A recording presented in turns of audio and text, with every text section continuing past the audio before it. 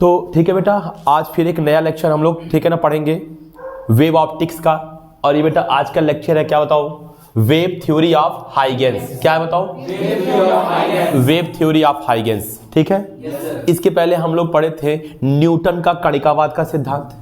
अरे बोलो यार, यानी कि Newton's corpuscular theory of light. ठीक है ना, जो कि कब आया था बताओ, 1675 में आया था, याद है? जो इसके पहले वाला हमें बताया था वो 1675 में आया था। ठीक है, दरवाजा देख लेना पूरी तरह बंद है ना। हाँ ठीक, 1675 में आया था, कोई दिक्कत है बेटा?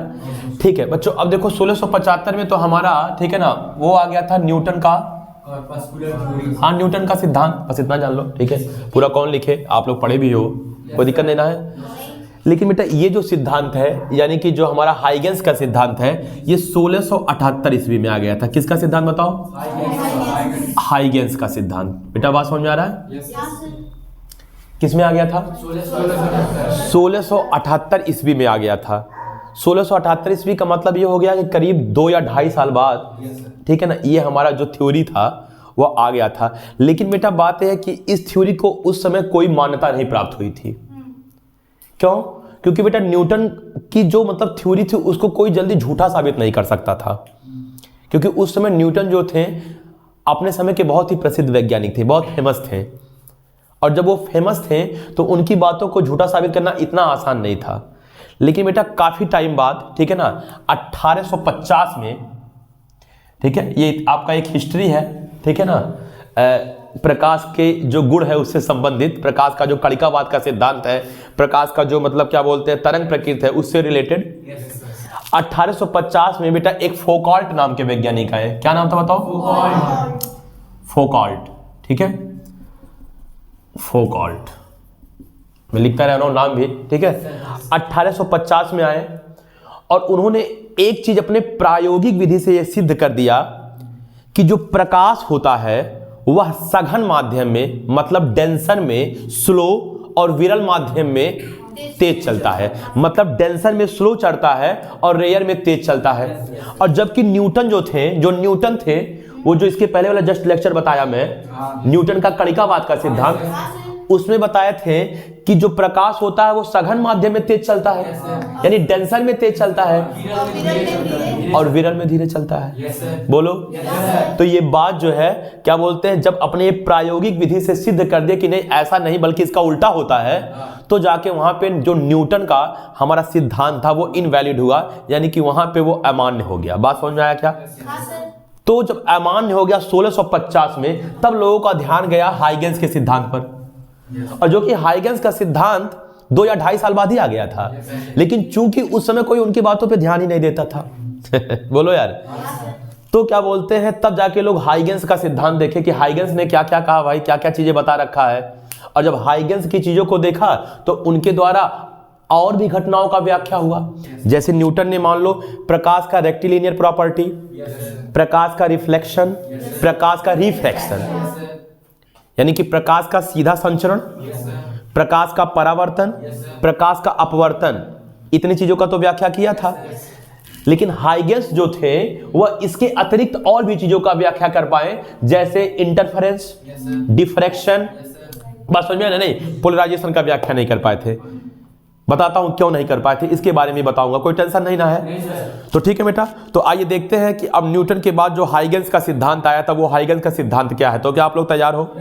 ठीक है, पेन और कॉपी निकाल लीजिए बच्चों। थोड़ा सा क्या है कि मैं अगर सारी बातों को अगर लिखूंगा तो बहुत लंबा क्या बोलते हैं वीडियो हो जाएगा। मैं क्या करूंगा, सारी बातों को रिमार्क करके लिख दूंगा, मेन पॉइंट्स, और आप लोग को जहां भी मतलब क्या बोलते हैं लगे कि हमको वीडियो को पॉज करके खुद से लिख लेना चाहिए, तो वो बातें आप वीडियो को पॉज करके खुद से लिख लीजिएगा, कोई दिक्कत है नहीं। बाकी जो हमको जरूरत लगेगा वो मैं खुद नीचे उस चीज को लिख दूंगा। ठीक है बच्चों? ठीक है, तो आप लोग तैयार हो? पेन और कॉपी निकालो, आइए देखते हैं क्या क्या चीजें हैं। ठीक है, ये तो हमारी कुछ इतिहास थे, क्यों कब क्या आया, कब क्या ठीक है ना वैलिड हुआ, कब इनवैलिड हुआ। अरे बोलो मेरे भाई, मैम थोड़ा आप भी ध्यान दीजिएगा। ठीक है, आपका भी साथ चाहिए। ठीक है, यस नो का उत्तर मिलता रहना चाहिए। ठीक है, ठीक है, चलो देखो कुछ बातें देखो बच्चों, कुछ बातें पहले देखो। ठीक है, कुछ पॉइंट्स देखो, ध्यान देना बेटा। पहले नंबर बेटा हाइगेंस जो थे वो प्रकाश की कणी प्रकृति के पक्ष में नहीं थे, बल्कि प्रकाश की तरंग प्रकृति के पक्ष में थे। यानी कि प्रकाश की उन्होंने कणी प्रकृति की नेचर से नहीं, बल्कि प्रकाश के तरंग प्रकृति के नेचर से चीजों का व्याख्या करना स्टार्ट किया। यानी कि उन्होंने कहा कि किसी भी लाइट सोर्स से जो प्रकाश निकलता है वह एक तरंग है। तरंग का मतलब बच्चों वेव। इतनी कॉमन हिंदी इंग्लिश आपको आती होगी। बेटा देखो, मैथ और फिजिक्स में कॉन्सेप्ट को समझना है, ना कि मतलब क्या बोलते हैं हमको उसके वर्ड से कोई मतलब है, बस कॉन्सेप्ट समझ में आनी चाहिए क्या है, चीजों को समझना है बेटा, ठीक है ना। तो इसलिए मैं मतलब हिंदी और इंग्लिश दोनों बोलूंगा, तो आप लोग कोशिश ये करिए कि हम चीजों को समझ लें, ठीक है।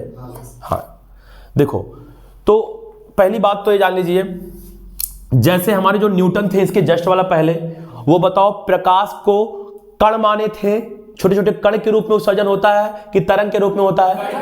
कण के रूप में होता है। ये न्यूटन का कणिकावाद का सिद्धांत था। लेकिन इन्होंने कहा कि नहीं, प्रकाश जो है वो तरंग के फॉर्म में निकलता है। यानी कोई लाइट सोर्स है, जैसे मान लो बल्ब ही है, ट्यूबलाइट ही है, टॉर्च, बोलो, सूर्य, बहुत सा ल्यूमिनियस सोर्स ऑफ लाइट या non luminous source of light, वहां से जो लाइट निकलता है वो वेव के फॉर्म में निकलता है। और फिर हम ये बात कहेंगे कि अगर आप वेव क्या होता है इसके बारे में जानना है तो आप पीछे का एक लेक्चर में बना चुका हूं कि वेव क्या होता है, इसके बारे में पूरा फील देने की मैं कोशिश किया हूं। बस समझ आ रहा है? तो बताओ, लाइट किसी प्रकाशिक स्रोत से कैसा निकलता है? वेव के फॉर्म में निकलता है। लेकिन उन्होंने कहा कि वेव के फॉर्म में तो निकलता है, लेकिन यह एक मैकेनिकल वेव होता है। क्या होता है बच्चों? Mechanical wave. बात समझ में आया? मैकेनिकल वेव होता है बच्चों, यानी कि हिंदी बच्चों इसका होगा यांत्रिकी, ठीक है ना, तरंगे, ठीक है, तरंगे, ठीक है, वेव्स भी लिख सकते हो, कोई दिक्कत नहीं है, ध्यान देना, यांत्रिकी तरंगे होता है। अब बात यह है कि अगर उन्होंने मैकेनिकल वर्ड नाम लिया, वेव ना लेके मैकेनिकल वेव का वर्ड लिया, तो मैकेनिकल वेव क्या है? देखो बेटा, मैं आपको एक बात बताया था कि किसी भी वेव को एक पॉइंट से दूसरे पॉइंट तक चलने के लिए मीडियम की आवश्यकता होती है। जिस दिन वेव के बारे में बताया था, कोई भी मीडियम हो, एयर ही हो, बीच में वाटर ही भरा हो, बोलो यार। लेकिन मैं आपको ये भी बताया था अंतिम में कि एक ऐसा भी वेव बाद में लोग जाने जो बिना मीडियम का भी एक पॉइंट से दूसरे पॉइंट पर प्रोपेगेट हो सकता है, मतलब संचरित हो सकता है। ऐसे वेव को क्या बोलते हैं बेटा?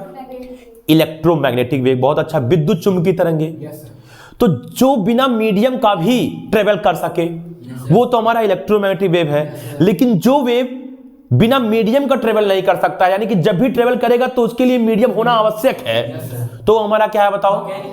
मैकेनिकल वेव है। जैसे हमारा साउंड वेव, जब हम कोई चीज बोलेंगे तो मेरे मुख से आपके कान तक पहुंच रहा है, तो इसका मतलब 100% है कि मेरे मुख और आपके कान के बीच में कोई ना कोई वेव है, सॉरी कोई ना कोई मीडियम है, चाहे वो एयर ही है। तो बताओ मेरा साउंड वेव कौन सा वेव हो गया? मैकेनिकल वेव हो गया, पहली बात, ठीक है। तो इन्होंने कहा कि जो प्रकाश है वह एक मैकेनिकल वेव है, एक मैकेनिकल वेव के फॉर्म में किसी लाइट सोर्स से संचरित होता है। पहली बात, कोई दिक्कत है बच्चों? ये पहला पॉइंट है। यानी कि इनके थ्योरी में जो कंडीशन है वो अभी कंडीशन को मैं बता रहा हूं, कुछ कंडीशन है इनके थ्योरी का, बोलो बच्चों। तो ठीक है, आइए हम कंडीशन करके एक एक कंडीशन लिखते चल रहे हैं, छोटा छोटा करके, कोई दिक्कत नहीं ना है? तो ठीक है, ध्यान देना आप सब लोग, ठीक है। इस थ्योरी का बच्चों कंडीशन मैं बता रहा हूं, ध्यान देना। कंडीशन, ठीक है ना। कंडीशंस मतलब क्या हो गया? आपकी शर्त, क्या क्या शर्त है, क्या क्या प्रतिबंध है, ठीक है, इस थ्योरी का प्रतिबंध। इसका मतलब बेटा ये हो गया कि ये चीजें, यानी कि ये कंडीशन अगर होगा तब जाके हाइगेंस का सिद्धांत आप अप्लाई कर पाओगे। बात समझ में आ रहा है कि नहीं आ रहा? ध्यान देना। पहली बात बेटा उन्होंने क्या कहा बताओ? ये पहला चीज उन्होंने बताया, फर्स्ट चीज, कि जो प्रकाश का संचरण होता है किसी लाइट सोर्स से, सूर्य से, बल्ब से, टॉर्च से, बताओ वो किस फॉर्म में होता है? तरंगों के। लेकिन कौन से तरंगों के फॉर्म में? मैकेनिकल, यानी कि यांत्रिकी तरंगों के रूप में, बोलो यार। यानी कि ठीक है ना, मैकेनिकल वेव होता है। कौन बताओ? लाइट, ठीक है, यांत्रिकी तरंगे। ये पहला पॉइंट हो गया, ये पहला कंडीशन हो गया बच्चों, ठीक है, यांत्रिकी तरंगे। साथ मिलेगा तो बहुत मजा आएगा पढ़ने में, ठीक है बेटा? हाँ ठीक है, मैं पूरी कोशिश करूंगा कि मैं आपको समझा सकूं और आप पूरा कोशिश करेंगे कि हमारी बातों को समझने का प्रयास करें, ठीक है? कोशिश करें, ध्यान दो। पहली बात तो हो गया कि ये एक मैकेनिकल वेव है। कौन? लाइट। कौन बोल रहे हैं? हाइगेंस बोल रहे हैं। अब बेटा एक बात और भी बता दूं कि चूंकि ये भी थ्योरी ही है, तो ये भी उनका एक पर्सनल ओपिनियन है, एक मत है। बात समझ में आ रहा है ना? सही भी हो सकता है और गलत भी हो सकता है। खैर उस टाइम के लिए तो सही ही माना गया, कोई दिक्कत? अच्छा भैया, दूसरी बात बच्चों, अब ये बात आया कि चलो ठीक है, अब बात ये आया, एक मिनट फिर समझिएगा, दूसरा पॉइंट क्या है, ठीक है? कि अगर मान लो बेटा ये अर्थ है, बोलो भाई, अर्थ मतलब पृथ्वी है, और ये अर्थ की सराउंडिंग हम जानते हैं कि एटमॉस्फेयर है। एटमॉस्फेयर बच्चों समझ रहे होगे, मतलब वायुमंडल है। बोलो, जहां डस्ट के पार्टिकल्स, ठीक है ना, गैस के पार्टिकल्स प्रेजेंट हैं, जहां तक ग्रेविटी अप्लाई हो रही है। एटमॉस्फेयर के जैसे ही ऊपर जाओगे ग्रेविटी लगभग 0 हो जाएगा, लगभग 0 हो जाएगा। बोलो, क्लास 11 में बच्चों एक चैप्टर ये ग्रेविटेशन, ठीक है बेटा? देखो एक ही चैप्टर में हर चैप्टर तो समझाया नहीं जा सकता है, कुछ ना कुछ तो यूज पड़ेगा ही, ध्यान देना। अब मान लो बेटा यहाँ पे हमारा सन है, सूर्य, ये मान लो ये हमारा सूर्य है, ठीक है? देखो ध्यान से, अब मान लो बेटा ये सन से किरणें चली, ठीक है? तो सबसे पहले बेटा सन से लेके जब तक एटमॉस्फेयर नहीं आ रहेगा, क्या रहेगा बताओ? वैक्यूम। क्या है बताओ? वैक्यूम है, यानी कि निर्वात है। निर्वात के बारे में भी बताया एक दिन कि निर्वात को और एयर को लगभग एक ही तरह ट्रीट करते हैं। कोई परेशानी है संजू? सर इंटरेस्ट नहीं आ रहा है, चीज पढ़ चुके हैं इसी वजह से, ठीक है? तबीयत खराब है? चलो ठीक है, देखो ध्यान दो, ठीक है? कोशिश करो, खैर ठीक है ना, माइंड अपना फ्रेश करो, नहीं तो आज तो इतना बोरियत वाला पढ़ाने वाला को और ज़्यादा करने लगेगा। वैक्यूम है, बोलो। और वैक्यूम के बाद बेटा मान लीजिए जब वो एटमॉस्फेयर में आया, थोड़ा सा अपने पाथ से बेटा डेविएट होगा, क्योंकि थोड़ा सा अपवर्तन होगा। इस अपवर्तन को बोलते हैं एटमॉस्फेरिक रिफ्रैक्शन। क्या बोलते हैं? जो कि मैं आपको ये भी बता दूं, एटमॉस्फेरिक रिफ्रैक्शन का अगर मैं आपको अनुप्रयोग बताऊं, एप्लीकेशन बताऊं, तो तारों का टिमटिमाना, यानी कि जो तारा हमें टिमटिमाते हुए प्रतीत होते हैं, वो एटमॉस्फेरिक रिफ्रैक्शन का एप्लीकेशन है। ट्विंकल ट्विंकल लिटिल स्टार बोलो यार। उसके बाद बच्चों मैं आपको ये भी बता दूं, साथ साथ बताता चल रहा हूं, थोड़ा माइंड में क्लिक करेगा क्या चीजें क्या है। कभी हो सकता है आ जाए कि ये किस घटना का अनुप्रयोग है। फिर बच्चों सूर्योदय अपने टाइम से थोड़ा सा पहले होना, मतलब अगर मान लो सूर्योदय रियल में 6 बजे होने वाला है, लेकिन आपको क्षितिज में यानी कि हॉरिजॉन में, हॉरिजॉन बोलते हैं ना इंग्लिश में उसको, तो आपको सूर्य थोड़ा सा पहले ही दिखेगा, यानी कि 5 बज के आपको 59 पे लगभग दिखने लगेगा। तो यानी कि सूर्योदय थोड़ा सा पहले होना और सूर्यास्त थोड़ा सा लेट होना। बात समझ आया? ये भी हमारा एटमॉस्फेरिक रिफ्रैक्शन का क्या है बताओ? एप्लीकेशन है, ठीक है? ये हमारा रे ऑप्टिक्स में आता है बेटा।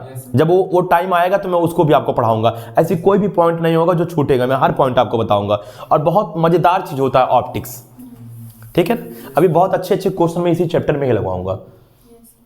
अगला वाला टॉपिक, अगर आज हाइगेंस का सिद्धांत जब पूरा खत्म हो जाएगा, थोड़ा आज का लेक्चर बड़ा हो सकता है, इतना ही होगा, तो अगले में अभी देखोगे मैं इसी हाइगेंस के सिद्धांत के आधार पर रिफ्लेक्शन और रिफ्रैक्शन का व्याख्या करूंगा, जो कि बोर्ड एग्जाम में बार बार पूछता है। ये दोनों इंपॉर्टेंट, इतना माने ये दोनों टॉपिक इतना इंपॉर्टेंट है कि आपको हर साल पूछ ही लेगा दोनों में से एक। कहेगा हाइगेंस के थ्योरी के बेस पर रिफ्लेक्शन की व्याख्या कीजिए, हाइगेंस के थ्योरी के बेस पर रिफ्लेक्शन की व्याख्या कीजिए। आओ, कहाँ टाइम लगा जी? बैठो, ठीक है ना? हाँ मैम के पास बैठ जाओ, वेट कर रही थी वो तुम्हारी। बेटा थोड़ा चिपका देना, आवाज़ कुछ ना आए। मुझे आज वक्त दिया जाए, मुझे समय दिया जाए, बस देखा करो, ठीक है ना? हाँ, क्योंकि मैं, ठीक है ना, कल से ही परेशान हूँ। अगर मगर और काश में था, मैं कल से ही परेशान था ठीक है? अब क्या होगा, अब क्या होगा? कोई चीज़ नहीं कर पाते हैं बेटा, हमारी एक आदत है, जब तक कोई चीज़ कर नहीं पाते हमको संतोष नहीं मिलता, संतुष्टि। मैं रास्ते में जा रहा था, बार बार इनसे बोलते जा रहा था कि आज हम परेशान हैं, हम जाके भी नहीं बना पाए। हम अपने काम को अगर कर नहीं पाते तो हमको बेचैनी रहती तब तक जब तक हम कर ना लें। आदत है, होनी भी चाहिए, ठीक है ना? ऐसी चीज़ें देखो, ध्यान दो। तो बताओ सन से जो है, ठीक है ना, किरणें चली, पहले वैक्यूम में चली, वैक्यूम में चलने के बाद एटमॉस्फेयर में चली। एटमॉस्फेयर जो होगा हमारा वो वैक्यूम के रिस्पेक्ट में डेंसर होगा, इसलिए प्रकाश की जो किरण है वो रिफ्लेक्ट होगी, चाहे थोड़ा सा ही होगा रिफ्लेक्ट, हल्का सा ही विचलित होगा लेकिन होगा जरूर। कोई दिक्कत बेटा?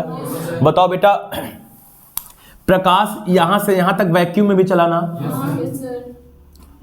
तो उस समय जो हाइगेंस थे वो ये कह दिए थे कि जो प्रकाश का संचरण होता है, मतलब जो प्रकाश प्रोपेगेट होता है, वह एक मैकेनिकल वेव के फॉर्म में होता है, और मैकेनिकल वेव को संचरित होने के लिए मीडियम की आवश्यकता होती है। होती है कि नहीं होती है? तो अगर मीडियम की आवश्यकता होती है तो अब बात ये आया, क्वेश्चन ये आया कि वैक्यूम में कैसे ट्रेवल कर गया। भाई वैक्यूम में कैसे ट्रेवल कर गया?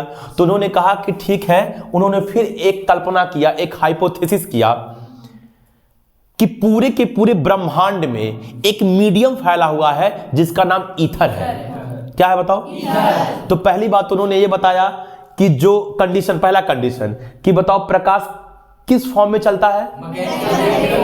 प्रकाश एक मतलब वेव के फॉर्म में चलता है, और उस वेव का जो नेचर रखे वो मैकेनिकल रखे।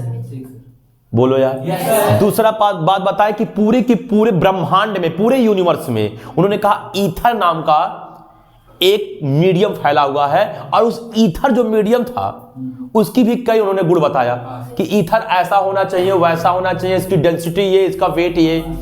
बोले बेटा?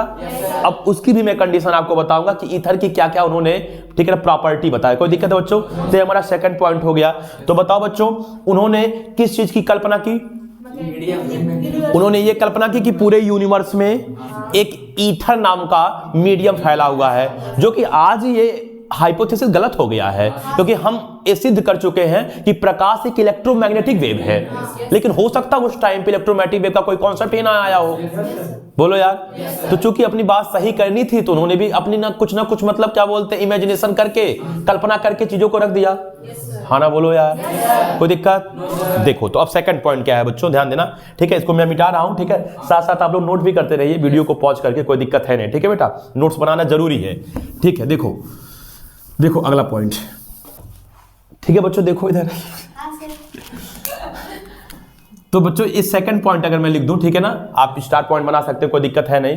तो सेकंड पॉइंट, एक बात पता चला कि पूरा का पूरा ब्रह्मांड में, ठीक है ना, पूरे यूनिवर्स में एक मीडियम फैला हुआ, क्या नाम है बताओ? पूरे यूनिवर्स में बच्चों, पूरे यूनिवर्स, सही है क्या? ये रहेगा पूरे यूनिवर्स में। बताओ क्या फैला हुआ? बताओ ईथर। अब बेटा ईथर का हिंदी भी ईथर ही होगा, ठीक है? ईथर फैला हुआ। अब बच्चों इस ईथर की कुछ उन्होंने और भी प्रॉपर्टीज बताई कि भैया ये चीज ईथर की गुणवत्ता है। ईथर की गुणवत्ता बताई। पहली बात बताया उन्होंने कि जो ईथर है वो बहुत ही हल्का है, यानी कि जो उसके पार्टिकल्स है बहुत छोटे और बहुत हल्के हैं, जिसकी डेंसिटी बहुत कम। बात समझ में आया? यानी कि very low density, very low density. साफ आ रहा है ना उसमें? ठीक है, वेरी लो डेंसिटी, इसका मतलब बहुत कम घनत्व। ये बच्चों, ये जो मैं, ठीक है ना, आप देख रहे हो नीले कलर से लिख रहा हूं, ये मैं ईथर की प्रॉपर्टी बता रहा हूं। ईथर की क्या क्या प्रॉपर्टी है, उन्होंने क्या क्या प्रॉपर्टी बताया। पहली बात बताओ, ईथर फैला हुआ है और उसकी डेंसिटी क्या है? बहुत। क्यों डेंसिटी उन्होंने कम माना? अभी मैं आपको और भी चीजें बता रहा हूं, उनके मानने के पीछे रीजन क्या था। पहली पॉइंट था बच्चों। दूसरा पॉइंट देखिएगा, दूसरा पॉइंट उन्होंने कहा कि इस मीडियम की जो प्रत्यास्थता होती है, यानी कि इलास्टिसिटी होती है, वह बहुत ही ज्यादा होता, हाई होता है। ठीक है बच्चों? इसका मतलब हाई इलास्टिसिटी, ठीक है, यानी कि उच्च या अधिक, कोई भी, ठीक है ना, उच्च प्रत्यास्थता। कोई दिक्कत बच्चा? उच्च प्रत्यास्था होता है। तीसरी बात उन्होंने एक और भी बताया कि ये जो ईथर मीडियम होता है, ध्यान देना, ये जो ईथर मीडियम है, ये चाहे दुनिया का कोई भी मटेरियल हो उसके अंदर इजीली प्रवेश कर सकता है। यानी कि मार्कर है, ईथर इसके अंदर घुस जाएगा, कोई दिक्कत नहीं होगा उसको इंटर करने में। बात समझ में आया क्लियर है? यानी कि प्रत्येक पदार्थ के अंदर यह प्रवेश कर सकता है, इजीली इंटर कर सकता है, यानी कि हर जगह ये उपस्थित है। भाई पूरे ब्रह्मांड में उपस्थित हो तो 100% है कि ब्रह्मांड का कोई भी जगह होगा नहीं ऐसा जहां वो होना, मार्कर के अंदर भी होगा, बोलो यार रूम के अंदर भी होगा, दीवार के अंदर भी होगा, ऐसा उन्होंने कल्पना की है। बात समझ में आ रहा है कि नहीं आ रहा है? यानी कि पूरी की पूरी पदार्थ के अंदर यह ईथर प्रवेश कर सकता है इजीली, कोई दिक्कत? ठीक, देखो प्रेजेंट रहेगा, रहता है, कोई दिक्कत बच्चों? यानी कि संपूर्ण पदार्थ में कोई भी पदार्थ हो उसमें क्या रहेगा बताओ, ये प्रेजेंट रहेगा, कोई दिक्कत बच्चों? तो ये बेटा आपका हो गया, क्या बताओ कंडीशन, एक बार और सुन लो ध्यान से सब लोग, ठीक है ना? रिवीजन भी करते चलना है, कोई टेंशन नहीं है बच्चों। वीडियो जो है फिर मैं बोलता हूं कि 1 घंटे के जगह 1.5 हो जाएगा, लेकिन पूरी कॉन्सेप्ट क्लियर होगा, कोई दिक्कत नहीं ना है? हाँ उसके लिए बेटा ठीक है, कोई दिक्कत नहीं है। बहुत से बच्चे कहते हैं कि सर इन शॉर्ट वीडियो बनाइए जिससे मतलब एक ही बार में सब कुछ हो जाए, पूरा चैप्टर खत्म हो जाएगा। मैं पूरे चैप्टर खत्म करने के बाद सबको एक बार इंट्रोडक्शन, पूरा उसका कंक्लूजन जो होता है, सॉरी ठीक है ना, जो कंक्लूजन होता है, कंक्लूजन के फॉर्म में सारी चीजें बता दूंगा आपको एक बार फिर। लेकिन फिर भी बेटा मैं कहता हूं कि लाइफ में अगर आगे बढ़ना है तो आपको वही पढ़ाई काम आएगी जो डीप में होगी, डीप नॉलेज, ठीक है बेटा? रट आके कोई एग्जाम पास आउट कर लिया और ये सोचा कि लाइफ में बहुत आगे चल जाऊंगा, ऐसा कभी नहीं होगा। तो पहली बात बताओ, कंडीशन बताया, कौन सी बताओ, कौन सी वेव होती है लाइट? मैकेनिकल वेव होता है। किसके हाइपोथेसिस के अनुसार? कब आया था? 1678। कब आया था? सही है ना? दूसरी बात बताओ बेटा, ठीक है ना, उन्होंने कहा कि अगर वो मैकेनिकल वेव है तो उसको चलने के लिए एक मीडियम की आवश्यकता होगी, और यह मीडियम पूरे के पूरे ब्रह्मांड में ईथर नाम का फैला हुआ है, यानी ईथर नाम का मीडियम जो है पूरे ब्रह्मांड में फैला है। फिर उन्होंने बताया कि ये जो ईथर है इसकी 2-3 क्या बोलते हैं गुणवत्ता है, 2-3 कैरेक्टर है। पहला कैरेक्टर तो है कि इसकी डेंसिटी क्या होनी चाहिए? बहुत कम होनी चाहिए, घनत्व। इसका इलास्टिसिटी बहुत ज्यादा, और ये जो ईथर है किसी भी पदार्थ में प्रेजेंट रहेगा, यानी कि इजीली प्रवेश किया हुआ है, हर जगह फैला हुआ है। बात समझ में आया? तो जल्दी से इन पॉइंट्स को आप बिल्कुल नोट कर लेंगे। इसके बाद मैं बताता हूं कि इन्होंने ये चीजें क्यों बताया। कोई दिक्कत है बेटा? ठीक है, जल्दी नोट करो।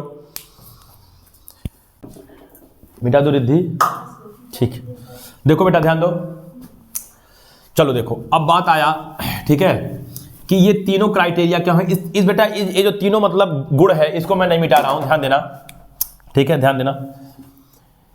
आखिर उन्होंने जो मतलब ईथर की गुणवत्ता को बताया उसके पीछे भी कुछ रीजन रहा होगा, और देखते हैं कि उसके पीछे क्या रीजन है। मैं इन तीनों को भी नहीं मिटाया, ठीक है, क्यों? देखो बेटा, कोई भी मैकेनिकल वेव होता है ना, कोई भी मैकेनिकल वेव जब वो मीडियम में, अच्छा पहली बात तो बता दियो कि मैकेनिकल वेव को चलने के लिए हमेशा मीडियम की आवश्यकता है, बिना मीडियम का वो नहीं चल सकता है। तो कोई भी मैकेनिकल वेव जब किसी मीडियम में प्रोपेगेट होता है, मतलब संचरित होता है, तो मैकेनिकल वेव का जो चाल होता है, जो वेलोसिटी होता है, वह बेटा हमेशा मीडियम के डेंसिटी और प्रत्यास्था पर निर्भर करता है। न्यूटन ने यह एक सूत्र बताया है मैकेनिकल वेव के लिए, यानी कि मैं कहना यह चाहता हूं, ठीक है, हाँ ध्यान देना बच्चों, स्पीड ऑफ मैकेनिकल वेव, बेटा समझ जाना है, MW मतलब mechanical wave is equal to, देखो फार्मूला देखो, रूट, ठीक है ना, इलास्टिसिटी ऑफ मीडियम जिसको ई से डिनोट करते हैं, ठीक है ना, अपॉन डेंसिटी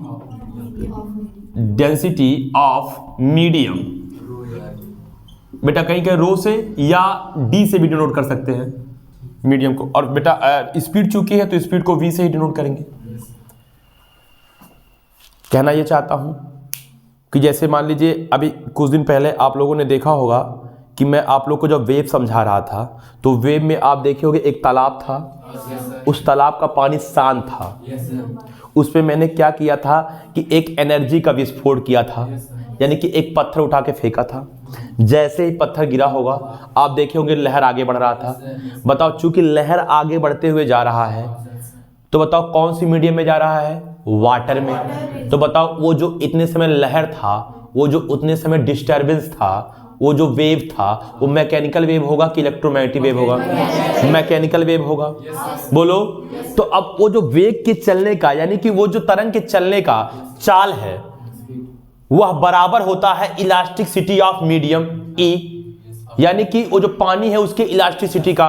बच्चों एक बात मैं आपको बता दूं, चाहे कोई भी पदार्थ हो उसके अंदर प्रत्यास्थता का गुण थोड़ा बहुत तो विद्यमान रहता ही है, इलास्टिसिटी प्रॉपर्टी। बात समझ में आया? हाँ। उसके बाद यहां पे क्या बताओ, डेंसिटी ऑफ मीडियम, उस मीडियम की डेंसिटी के। अब देखो ये सूत्र जब, चूंकि ये सूत्र सत्य है, न्यूटन ने इसको प्रूफ किया है। बात समझ में आ रहा है? अब हम जानते हैं कि प्रकाश का चाल जो होता है वो बहुत कम नहीं होता, बहुत ज्यादा होता है। खासकर एयर में आप जानते हो कि C इज इक्वल टू कितना जानते हो, 3 × 10⁸ मीटर पर सेकेंड। बच्चों ये बहुत बड़ी बात हो गया, ये जानते हो इसका मतलब ये 3 और बच्चा देखो 8 जीरो है, यानी कि 1 2 3 4 5 6 7 8 मीटर पर सेकेंड। इसका मतलब बच्चों इकाई, दहाई, सैकड़ा, हजार, 10,000, लाख, 10 लाख, करोड़, 10 करोड़, यानी कि 30 करोड़ मीटर पर सेकंड, यानी कि 1 सेकंड में यह 30 करोड़ मीटर चलता है लाइट। 1 सेकंड होगा, तुम सोचो कि 1 सेकंड कितना टाइम होता है। आप जानते हो कि घड़ी की जो सबसे बड़ी वाली सुई है वो जैसे 1 सेकंड हुआ इतने देरी में वो 30 करोड़ मीटर चलता है। अच्छा 30 करोड़ मीटर का मतलब क्या होगा, कितना किलोमीटर देखा जाए, ठीक है ध्यान देना, 30, ठीक है ना। अच्छा बताओ 1 मीटर, ठीक है फील करो, कोई दिक्कत नहीं ना है, ठीक है ना। 1 मीटर में बताओ क्या बोलते कितना किलोमीटर होगा? अरे भाई 1 मीटर में 1/1000 किलोमीटर, ठीक है। तो अगर आप इसी में 1000 से भाग दे दो बेटा तो 1 2 3 1 2 3 कट गया। अब बताओ ये मीटर पर सेकंड किसमें बदल गया? किलोमीटर पर सेकंड। बस उसे फील कराने के लिए बताओ, इकाई, दहाई, सैकड़ा, हजार, 10,000, लाख।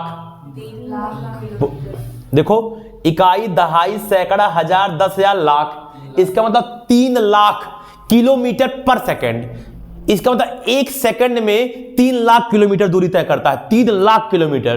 अब सोचो हम लोग को अपने यहां से दिल्ली जाना हो, मुंबई जाना हो, कोटा जाना हो, बोलो तो 900, 1000, 1200 किलोमीटर है और 2-2 दिन लग जाता है ट्रेन से, और ये 1 सेकंड में 3 लाख किलोमीटर जाता है। स्लो चलता है क्या? बहुत ज्यादा चलता है तेजी से ना।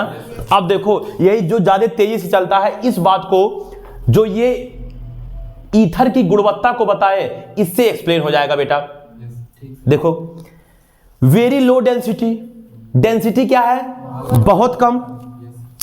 अब बताओ स्पीड ऑफ मैकेनिकल वेव, यानी कि ये जो V है, V, ठीक है V से डिनोट करेंगे, बोला हूं ये जो V है, स्पीड ऑफ मैकेनिकल वेव। बताओ आप नीचे देखो डेंसिटी है, तो ये जो स्पीड है मैकेनिकल वेव की डेंसिटी के डायरेक्टली प्रोपोर्शनल की इनवर्सली? इनवर्सली प्रोपोर्शनल है, यानी कि व्युत्क्रमानुपाती है। तो बताओ डेंसिटी तो बहुत कम है।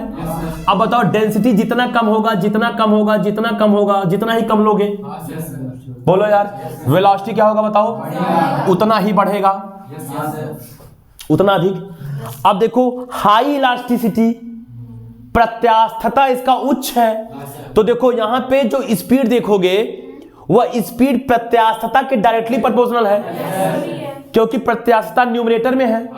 तो 100% है कि अगर ये उच्च है, ये जितना अधिक होगा स्पीड उतना ही ज्यादा होगा। अब बताओ बेटा डेंसिटी कम रखो तभी स्पीड बढ़ रहा है, इलास्टिसिटी हाई रखो तो भी स्पीड बढ़ रहा है। तो दोनों के अगर अनुरूप देखा जाए, एक के इनवर्सली प्रोपोर्शनल और एक के डायरेक्टली प्रोपोर्शनल, तो स्पीड बहुत ज्यादा हो जाएगा। और लाइट की स्पीड क्या स्लो होती है? बहुत ज्यादा होता है। अभी समझाया 1 सेकंड में 3 लाख किलोमीटर, हाँ ना बोलो यार। तो बताओ ये बात क्लियर हो गया, इनके ये जो तीनों गुणवत्ता है, गुणवत्ता बताने की वजह से क्लियर हो गया कि लाइट की स्पीड बहुत ज्यादा होती है। कोई दिक्कत है बच्चों? और ये लास्ट वाला जो है कि ये संपूर्ण पदार्थ में विद्यमान होता है, हर पदार्थ के अंदर प्रवेश करके रहता है। तो सही बात है, चूंकि उन्होंने बोला था कि पूरे ब्रह्मांड में है। बोलो कोई दिक्कत है बच्चों? तो ये बातें थी। तो ये बेटा हम लोग ये समझ चुके कि क्यों इन्होंने, ठीक है ना, ईथर का 3 गुणवत्ता बताया है, यानी कि 3 कैरेक्टर बताया। तीनों कैरेक्टर से एक बात तो एक्सप्लेन हो ही जा रहा है कि जो प्रकाश का चाल है, यानी कि जो मैकेनिकल वेव का चाल है वो बहुत अधिक हो जाएगा। कोई दिक्कत है? तो इस बात को भी आप लिख सकते हैं नोट करके, ठीक है ना, कि मतलब क्या बोलते हैं, डेंसिटी कम और प्रत्यास्थता अधिक होने के कारण मैकेनिकल वेव की जो चाल होगी, जो स्पीड होगी, वो बहुत अधिक होगी। क्यों? इस सूत्र से। तो ये आप फार्मूला भी लिख लीजिए। बात समझ में आपको आ गया होगा? ठीक है, नोट कर लीजिए, नोट भी करते रहिए साथ साथ, कोई दिक्कत नहीं है। आइए फिर आगे चलते हैं। अब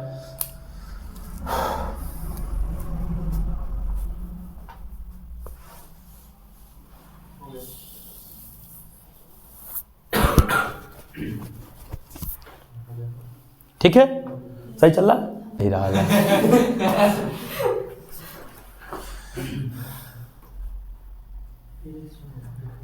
मैं तेरे प्यार में पागल ऐसे घूमता हूँ, इसलिए मैं ऐसा गाना गाता हूँ कि तुम लोग कभी सुना ना रहो। ठीक है ना? जैसे मैं कोई भूला राही मंजिल को ढूंढता हूँ। वो लगी क्या सुन रही ना आटी कब्बो।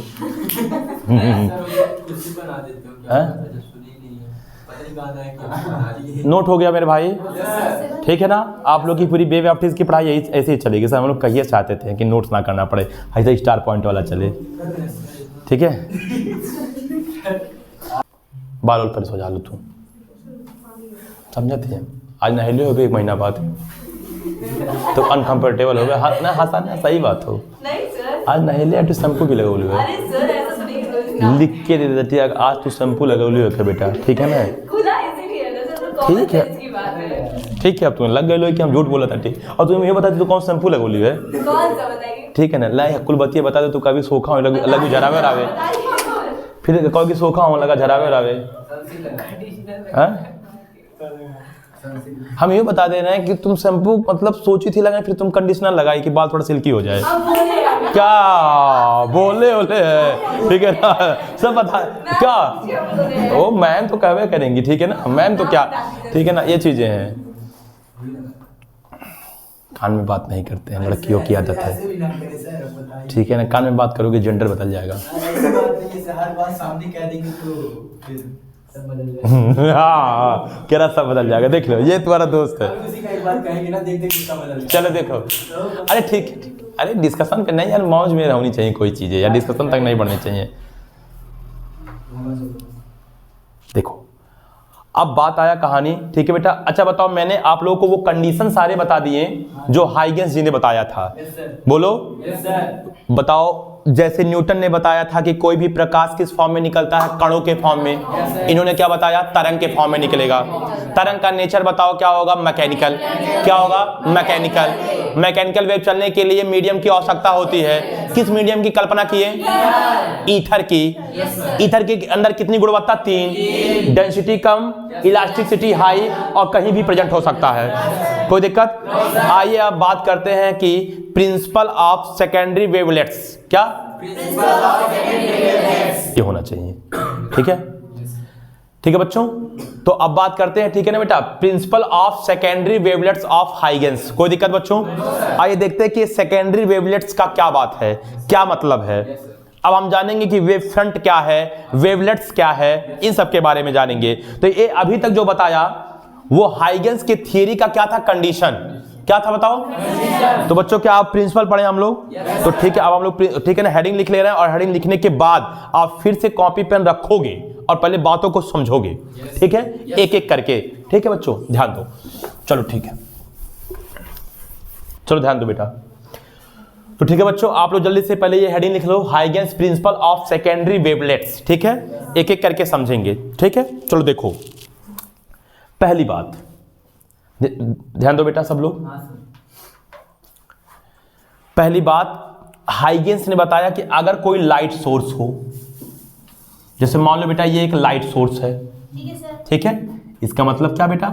Source of light. ध्यान देना, अगर कोई लाइट सोर्स है, कोई भी लाइट सोर्स है, ठीक है, तो उस लाइट सोर्स से जो तरंग निकलेगा वो 100% है कि मीडियम के पार्टिकल्स को डिस्टर्ब करेगा। अरे मीडियम तो कोई भी हो सकता है, और जहां मीडियम मान लो नहीं होगा वहां उन्होंने कल्पना कर ही रखा ईथर का। बोलो यार। तो किसी भी लाइट सोर्स से जो तरंग निकलती है ठीक है बच्चों, वह तरंग जब आगे बढ़ती है तो मीडियम के पार्टिकल्स बताओ कंपन करेंगे कि नहीं करेंगे? अरे मेरे भाई, मैं वेव में ही आपको बताया था कि जब भी कोई वेव कहीं संचरित होगा तो मीडियम के जो पार्टिकल होंगे या तो अपने मेन पोजीशन के परपेंडिकुलर कंपन करने लगेंगे। जैसे मान लो बेटा वेव आगे चल रहा है और ये मीडियम का पार्टिकल है, ये वेव की डायरेक्शन है। मान लो भैया ये वेव की डायरेक्शन है, अब वेव इधर जा रहा है, अब मीडियम का पार्टिकल ये था तो अपने जगह पे कंपन करने लगेगा। ऐसी वेव को कहेंगे ट्रांसवर्स वेव। क्या कहेंगे? और या तो अपने मतलब ऐसे है ना, मतलब यहां पे था ना मीडियम, देखो ये तो वेव की डायरेक्शन है, वेव संचरण की डायरेक्शन है, तो या तो मीडियम का पार्टिकल अपने जगह पे मीन पोजीशन के ऐसे ऐसे कंपन करेगा। ऐसे वेव को क्या बोलेंगे? लॉन्गिट्यूडिनल, अनुदैर्घ्य। तो पहली बात तो आप ये भी जान लीजिए कि इन्होंने कहा कि जो मीडियम के पार्टिकल्स हैं वो कंपन तो करने लगेंगे, और जो मीडियम के पार्टिकल सेम फेज में होंगे, सेम फेज का मतलब ये हो गया समान कला में होंगे। अभी मैं बता रहा हूं समान कला का मतलब क्या है। समान कला में होंगे, सेम फेज में होंगे, उनको मिलाती हुई अगर मैं एक आवरण बताऊं, यानी कि उनको मिलाता हुआ अगर एक आवरण बनाऊं, आवरण यानी कि इनवेलॉप, बात समझ में आ रहा है?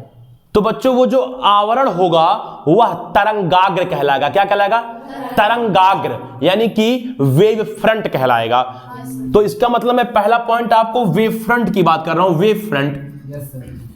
ठीक है, अभी मैं आपको समझा रहा हूं, ये पूरा अच्छे से क्या है, भी पूरी फील नहीं आया आपको, मैं पूरा आपको समझा ले जाऊंगा, कोई टेंशन नहीं है, ठीक है ना। वेव फ्रंट जिसकी हिंदी होती है तरंगाग्र। क्या होता है?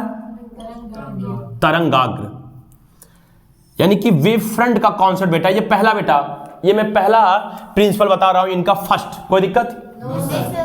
ये फर्स्ट है भाई, फर्स्ट प्रिंसिपल, देखो ध्यान से पहले। कोई दिक्कत? वेव फ्रंट यानी कि वेव फ्रंट। अब वेव फ्रंट की बात आई, आओ फिर से फील करते हैं चीजें क्या है। कोई दिक्कत बेटा? जैसे आओ मैं आप लोग को फील कराता हूं कि मैं कहना क्या चाहता था। देखो ध्यान देना, ध्यान देना। जैसे मैं अभी इसको मिटा रहा हूं, ध्यान दो,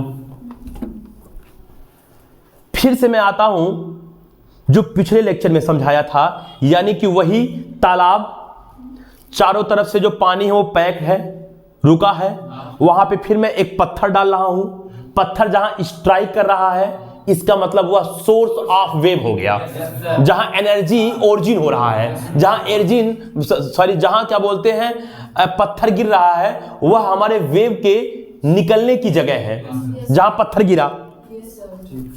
ध्यान दीजिएगा, मान लो ये तालाब था, अभी आप छोड़िए लाइट के बारे में सोचना, 1 मिनट के लिए छोड़िए, फिर से आओ वहां पे,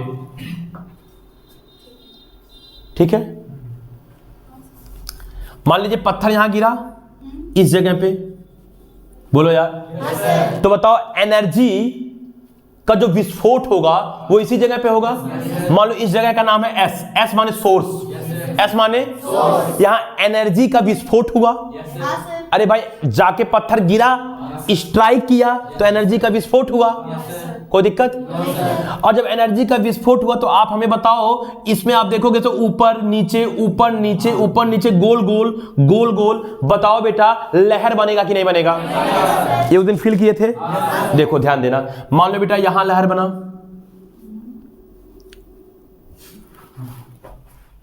अब देखो ऐसा नहीं है कि टकराते ही लहर तुरंत यहां पहुंच जाता होगा, कुछ वक्त लगता होगा, फिर कुछ ही देर बाद देखते होगे टाइम जैसे ही कुछ बीतता होगा, 1 आध सेकंड, यहां लहर पहुंचता होगा। बोलो यार, कुछ ही बाद यहां लहर पहुंचता होगा। और फिर एक बात और भी है बेटा, ध्यान देना, अभी जैसे जैसे ये आगे चलता है ना, ये लहर की जो ऊंचाई है, यानी कि जो ये लहर बहुत ऊपर उठ रहा है, वो धीरे धीरे इसकी इंटेंसिटी कम होती जाती है। ये भी जान लेना, लहर की जो इंटेंसिटी होगी, जो तीव्रता होगी, वो कम भी होती जाती है। खैर बेटा, यहां जो सोर्स है ना, ये कोई लाइट सोर्स नहीं है, यहां बस इतना जान लो कि एक एनर्जी विस्फोट में किया स्ट्राइक करके पत्थर का, लेकिन हम लोग पढ़ रहे हैं लाइट सोर्स से रिलेटेड चीजें, तो पहले मैं यहां से फील करा रहा हूं, फिर मैं लाइट सोर्स पे जाऊंगा। अब देखो बेटा ध्यान दो, ठीक है। अब देखो ध्यान देना, अब बताओ ये सोर्स है ना, सोर्स से अगर मान लो बेटा मीडियम सेम है, मीडियम, सुनो ध्यान से, यहां से लहर यहां पहुंचा, यहां पहुंचा, यहां पहुंचा, यहां यहां यहां यहां यहां यहां यहां लहर। बताओ इस पॉइंट का नाम अगर मैं कुछ दे दूं बेटा, मान लो ए, इस पॉइंट का नाम दे दूं बी, इस पॉइंट का नाम दे दूं सी, ऐसे दे दूं डी, बोलो यार, थोड़ा छोटा है लेकिन समझिएगा बात को, ए बी सी डी दे दूं, सोर्स से ए तक पहुंचने में,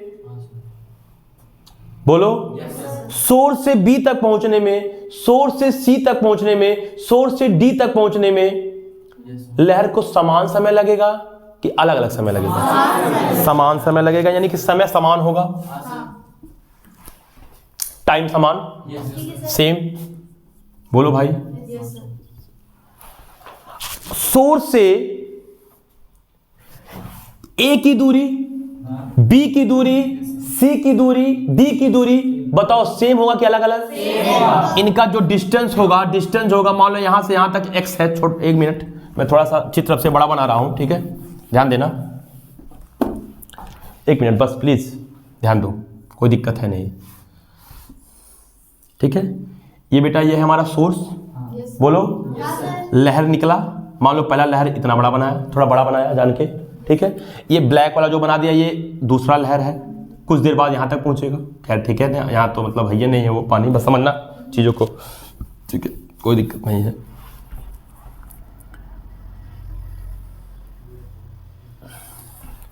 बात नहीं बेटा, ऐसे ऐसे लहर आगे बढ़ेगा, मैं केवल 2 लहर दिखाया, ठीक है, कोई दिक्कत नहीं है उसमें।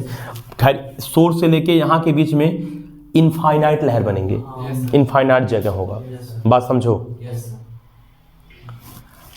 बताओ ये यहाँ मीडियम का कोई पार्टिकल होगा, यहाँ भी मीडियम का कोई पार्टिकल होगा, यहाँ भी मीडियम का पार्टिकल होगा, यहाँ भी मीडियम का पार्टिकल होगा। इस चलो भाई ए बी सी डी नाम दिया, कोई दिक्कत? ये ए बी सी डी जो है वो मीडियम के पार्टिकल्स हैं, यानी कि वो जो पानी है, वो जो जल है, उसके पार्टिकल्स हैं। मिश्रा जी बताइए, जब तक सोर्स से विस्फोट के बाद जब तक ए बी सी डी यानी कि जो आपको ऐसे रिंग नुमा दिख रहा है, रिंग नुमा वेव नहीं पहुंचा होगा, क्या मीडियम का पार्टिकल वाइब्रेट होना चालू हो गया होगा? मान लो सोर्स यहां है, वेव लहर बनाते बनाते यहीं तक पहुंचा है, तो क्या ए बी सी डी क्या वाइब्रेट होना चालू हो गया होगा? वाइब्रेट होना नहीं चालू हुआ होगा। लेकिन जैसे ही ये लहर वहां तक पहुंचा होगा, ये भी वाइब्रेट हुआ होगा। मान लो ये यहां से मान लो 5 सेंटीमीटर की दूरी पर है, ये भी मान लो 5 सेंटीमीटर की दूरी पर है, ये भी 5 सेंटीमीटर की दूरी पर है, ये भी 5 सेंटीमीटर, सब 5 सेंटीमीटर की दूरी पर है। तो सब बताओ वाइब्रेट होना चालू हो गए होंगे ना? बोलो वाइब्रेट होना चालू हो गए होंगे, ऐसे ऐसे ऐसे ऐसे। अब सोर्स से जो जो पार्टिकल सेम डिस्टेंस पर है, देखो बहुत से पार्टिकल्स हैं यार, A B C D E F, इसका मतलब बेटा इनका जो फेज है ना, फेज वो सेम है, इस सेम फेज में है। क्यों? क्योंकि सोर्स से है इधर इधर इधर इधर। पहले मान लो मैं इतने समय बात कर रहा हूं कौन से वेव का? पानी में जो मैंने एक पत्थर फेंका है वहां जो वेव जनरेट हुआ है मैं उसकी बात कर रहा हूं, मैं लाइट सोर्स वाली बात। तो बताओ मीडियम के जो पार्टिकल्स हैं बताओ वाइब्रेट होंगे ना? तो गारंटी है ए बी सी डी ई जितने भी हैं ये सेम फेज में हैं, और जब ये सेम फेज में हैं तो इनको मिलाने वाला जो आवरण होगा यानी कि इन्वेलोप, लिख दे रहा हूं आवरण, ठीक है ना? आवरण भाई, एक आवरण बनाया, एक परत बनाया, इनको टच करता हुआ एक स्पर्श रेखा खींचा, ठीक है ना? इसकी इंग्लिश होती है क्या बेटा? ठीक है ना, एनवेलप। बोलो वो, ध्यान देना बेटा, वो आवरण कहलाएगा तरंगाग्र। क्या कहलाएगा? तरंगाग्र, यानी कि वेव फ्रंट। ये तरंगाग्र यहाँ का हुआ, जस्ट इसके बाद जाओ तो जब वेव यहाँ पहुंचा होगा, अरे यार जस्ट इसके बाद भी तो पार्टिकल होंगे, लेकिन मैं यहां अगर बना दूंगा तो बहुत कम डिस्टेंस है, आपको साफ दिखेगा नहीं, इसलिए मान लो कि मैं यहां बनाया, तो अब यहां के जो पार्टिकल्स हैं, देखो यहां के जो पार्टिकल्स होंगे, जब वेव यहां पहुंचेगा तो यहां के जो पार्टिकल्स होंगे वो मान लो 5 सेंटीमीटर नहीं बल्कि मान लो 8 सेंटीमीटर 8 सेंटीमीटर 8 सेंटीमीटर 8 सेंटीमीटर की दूरी पर होंगे, तो ये भी वाइब्रेट होना चालू हुए होंगे जब वेव पहुंचा होगा वहां तक। तो वहां पे फिर एक मैं आवरण बनाया, वहां फिर मैंने एक आवरण बनाया, वह आवरण कहलाएगा नया तरंगाग्र, दूसरा तरंगाग्र। उसके बाद फिर वेव और आगे पहुंचेगा, बोलो बात समझ आ रहा है? जैसे मतलब क्या मैं कहना चाहता हूं, मैं ये कहना चाहता हूं जैसे मान लो यहां सोर्स है, ध्यान देना थोड़ा सा इमेज, ठीक है ना, आप लोग मतलब कल्पना करना मैं क्या कह रहा हूं। वेव पहुंचा यहां के मीडियम के पार्टिकल 5 सेंटीमीटर 5 5 5 मीडियम के पार्टिकल वाइब्रेट हो रहे हैं। तो जितने भी पार्टिकल्स हैं ये सारे पार्टिकल्स का जो फेज है, जो कला है, समान है, इनको टच करता हुआ अगर मैं एक रेखा खींचूं, एक आवरण बनाऊं, तो वो आवरण कहलाएगा तरंगाग्र। उसके बाद फिर 5 सेंटीमीटर के बाद मान लो आप 5.5 पे भी गए, तो 5.5 5.5 5.5 5.5 5.5 उसके भी पार्टिकल्स एक साथ वाइब्रेट होंगे, तो वो दूसरा तरंगाग्र होगा। इसके बाद तीसरा तरंगाग्र होगा, ऐसे करके आप बहुत से तरंगाग्र बनेंगे। लेकिन मैं 2 तरंगाग्र आपको दिखा दिया, क्या आपको बात समझ में आया? तो ये है बच्चों तरंगाग्र, यानी कि वेव फ्रंट है, बोलो। तो ये पहला ही पॉइंट है बच्चों, वेव फ्रंट क्या है मैं आपको इसके बारे में बता दिया, ठीक है। देखो अब ध्यान से, वेव फ्रंट का शायद कॉन्सेप्ट आपको समझ में आ गया होगा। बताओ ये जो एस लिखा हूं ये क्या है बताओ?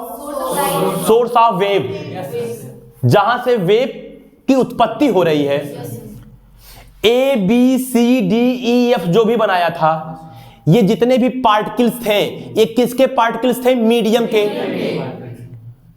वेव इन तक यानी ए तक, बी तक, सी तक, डी तक, बताओ अलग अलग टाइम पे पहुंचेगा कि एक ही साथ पहुंचेगा? फिर ये वाइब्रेट होंगे, तो ये सब किस कला में कहलाएंगे? समान कला में कहलाएंगे, सेम फेज में कहलाएंगे। कोई दिक्कत? और इन्हीं पार्टिकल्स को मिलाती हुई यानी कि टच करती हुई अगर एक आवरण बनाऊं तो वो आवरण क्या कहलाएगा? वेव फ्रंट तरंगाग्र कहलाएगा। बात समझ में आया? अभी मैं आपको हाइगेंस के सिद्धांत में केवल व केवल इतना ही बात बताया कि तरंगाग्र क्या होता है, अभी आगे भी सिद्धांत है, कोई टेंशन नहीं है, सब समझ में आएगा बेटा। लेकिन उम्मीद है कि आपको वेव फ्रंट का कॉन्सेप्ट समझ में आ गया होगा, ठीक है। तो देखो बच्चों, अब अगर वेव फ्रंट का कॉन्सेप्ट समझ में आ गया, ठीक है ना, तो अब हम बताएंगे आपको कितने टाइप का वेव फ्रंट होता है, कितने टाइप का वेव फ्रंट बन सकता है, और सभी वेव फ्रंटों का मैं आपको एम्पलीट्यूड और इंटेंसिटी बताऊंगा। कोई दिक्कत है क्या? तो आइए देखते हैं टाइप्स ऑफ वेव फ्रंट। कोई दिक्कत है? तो चलो ठीक है बच्चों, अब आप लोग लिखोगे, ठीक है ना। वेव फ्रंट तो आपको समझ में आ गया, ठीक है। इधर देखो, ध्यान दो, सुन लो बेटा ध्यान से, 1 मिनट, बस 1 मिनट। इस पॉइंट पे जैसे सारी बातें मैं लिखवा नहीं रहा हूं, लेकिन जुबान से एक बार बोल सकता हूं, ठीक है। हाँ, आप लोग उसको लिख लीजिएगा, ठीक है ना। वीडियो को पॉज करके भी जो बच्चे वीडियो में देख रहे हैं वो भी लिख लेंगे। देखो क्या बोलेंगे हम ये बोलना है पहली पॉइंट किसका? प्रिंसिपल का। छींक सकती हो यार, काहे रोक रही हो, ठीक है ना। पहला पॉइंट प्रिंसिपल का, अगर हम पहला पॉइंट बोले तो पहला पॉइंट यही बोलेंगे कि, अच्छा सॉरी, क्या हुआ? एक बात और भी है, इतनी बातें तो मैं बता दिया, लेकिन लाइट सोर्स रिलेटेड बताया ही नहीं, ये तो पानी का भी बताया, ठीक है ना। तो ठीक है, थोड़ा सा बस और, ठीक है। तो बेटा आप लोग को समझ में आया?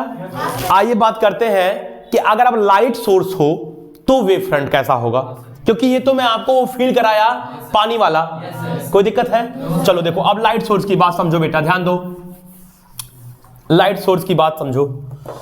अब लाइट सोर्स में मान लो एक छोटा सा बल्ब ले लिए आप, बहुत छोटा सा बल्ब, अरे बोलो यार, मान लो भैया, लो ये जो कैप है इसे बल्ब मान लो, एक कैप है, इसे आप बल्ब मान लो कि ये बल्ब है, एक सोर्स ऑफ लाइट है।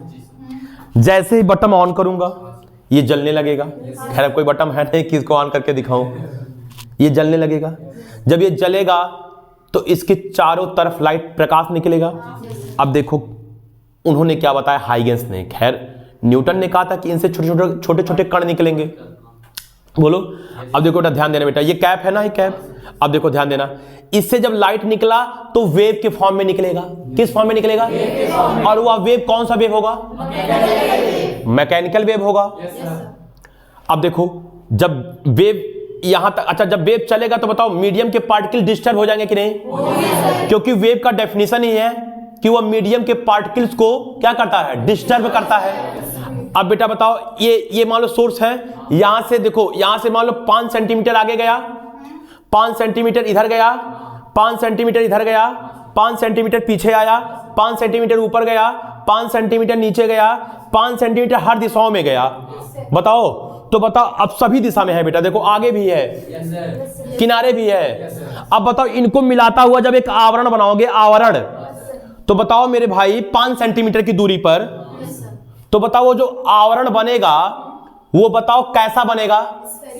स्फेरिकल बनेगा। लेकिन अगर आप देखे होंगे पानी वाला, तो पानी वाला में एक प्लेन की बात हो रहा था, प्लेन की, क्योंकि पानी का जो सरफेस है ये एक प्लेन है, एक सतह है। तो यहां से जब हमने एक आवरण बनाया था तो ये जो आवरण बना था वो वृत्ताकार बना था, मतलब सर्कुलर बना था, सर्कुलर। लेकिन ये जो पॉइंट सोर्स है, छोटा सा लाइट है, मान लीजिए ये एक बल्ब है, छोटा सा पॉइंट सोर्स एक पॉइंट की तरह है, छोटा सा है, तो यहां से 5-5 सेंटीमीटर की दूरी पर बनाओगे तो वो क्या बनेगा बताओ? स्फेरिकल बनेगा। यानी कि 5 सेंटीमीटर की दूरी पर जितने भी पार्टिकल्स होंगे इस मीडियम के, वो सेम फेज में होंगे। अब कोई बच्चा कहेगा सर आप 5 सेंटीमीटर की बात कर रहे हैं, क्या एक पे नहीं बनेंगे? बिल्कुल बनेंगे।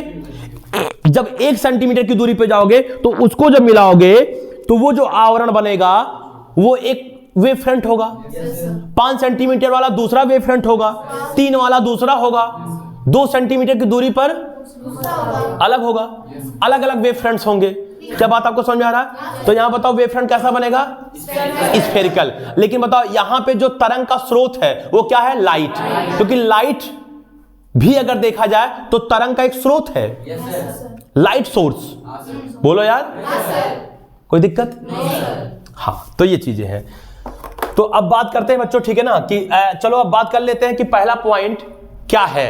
वेव फ्रंट की कहानी कुछ समझ में आई? पहला पॉइंट बेटा वेव फ्रंट से रिलेटेड ही उन्होंने बताया।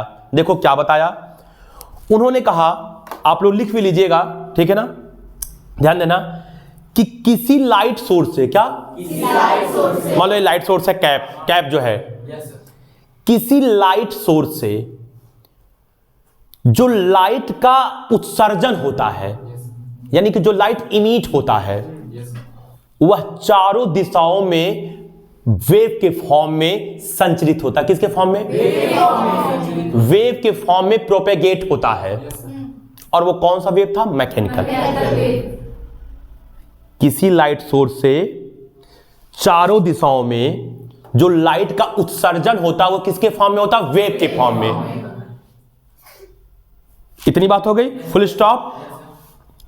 मीडियम के वे पार्टिकल्स जो सेम फेज में होंगे उनको मिलाता हुआ एक आवरण उस पोजीशन पर वेव फ्रंट को बताएगा। उस पोजीशन पर, जैसे अभी 1 सेंटीमीटर की दूरी पर, 2 सेंटीमीटर की दूरी पर, 3 सेंटीमीटर की दूरी पर, 4 सेंटीमीटर की दूरी पर बहुत से वेव फ्रंट बन सकते हैं। तो मीडियम के वे पार्टिकल्स जो सेम फेज में कंपन कर रहे हैं उनको मिलाता हुआ एक आवरण किसको बताएगा? उस पॉइंट पर, उस स्थिति में क्या बताएगा? वेव फ्रंट को बताएगा। कोई दिक्कत बच्चों? अब बात आया कि सर वेव फ्रंट कितने टाइप के होंगे। तो बच्चों देखो वेव फ्रंट 3 टाइप का होता है। कितने टाइप का होता है? पहला वेव फ्रंट होता है बच्चों हमारा स्फेरिकल वेव फ्रंट। क्या होता है? दूसरा होता है सिलेंड्रिकल वेव फ्रंट। क्या होता है? और तीसरा हमारा होता है प्लेन वेव फ्रंट। क्या होता है? बात समझ में आया? पहला बताओ, स्फेरिकल वेव फ्रंट यानी कि गोलीय तरंगाग्र, बताऊंगा अभी क्या है। दूसरा हमारा होगा सिलेंड्रिकल वेव फ्रंट यानी कि बेलनाकार तरंगाग्र। तीसरा होगा प्लेन वेव फ्रंट यानी कि समतल तरंगाग्र। क्या सीखे? क्या है? कोई दिक्कत नहीं ना है? पहला पॉइंट आप लोग लिख लोगे ना? ठीक है, कोई दिक्कत नहीं। और देखते हैं कि ये तीनों क्या है, एक एक करके पढ़ेंगे, लेकिन पहले इन तीनों का नाम लिख लो। कोई दिक्कत नहीं ना बेटा? चलो ठीक है भैया, तीनों का पहले नाम लिखो और एक एक करके इसका एक्सप्लेन करूंगा। हाँ ना बोलो यार? बहुत अच्छे, ठीक है। देखो पहला स्फेर तरंगाग्र,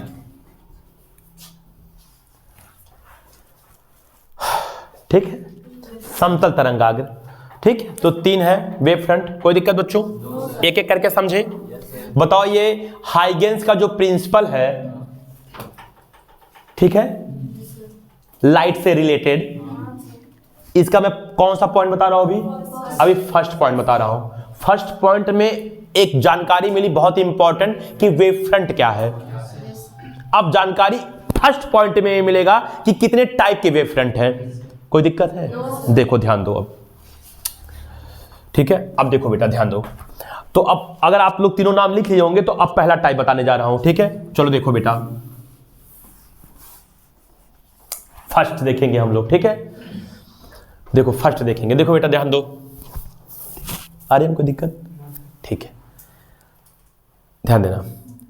देखो बेटा, जितने भी वेव फ्रंट हैं, इसरत लिख मत लेना जी, इसरत इधर देखो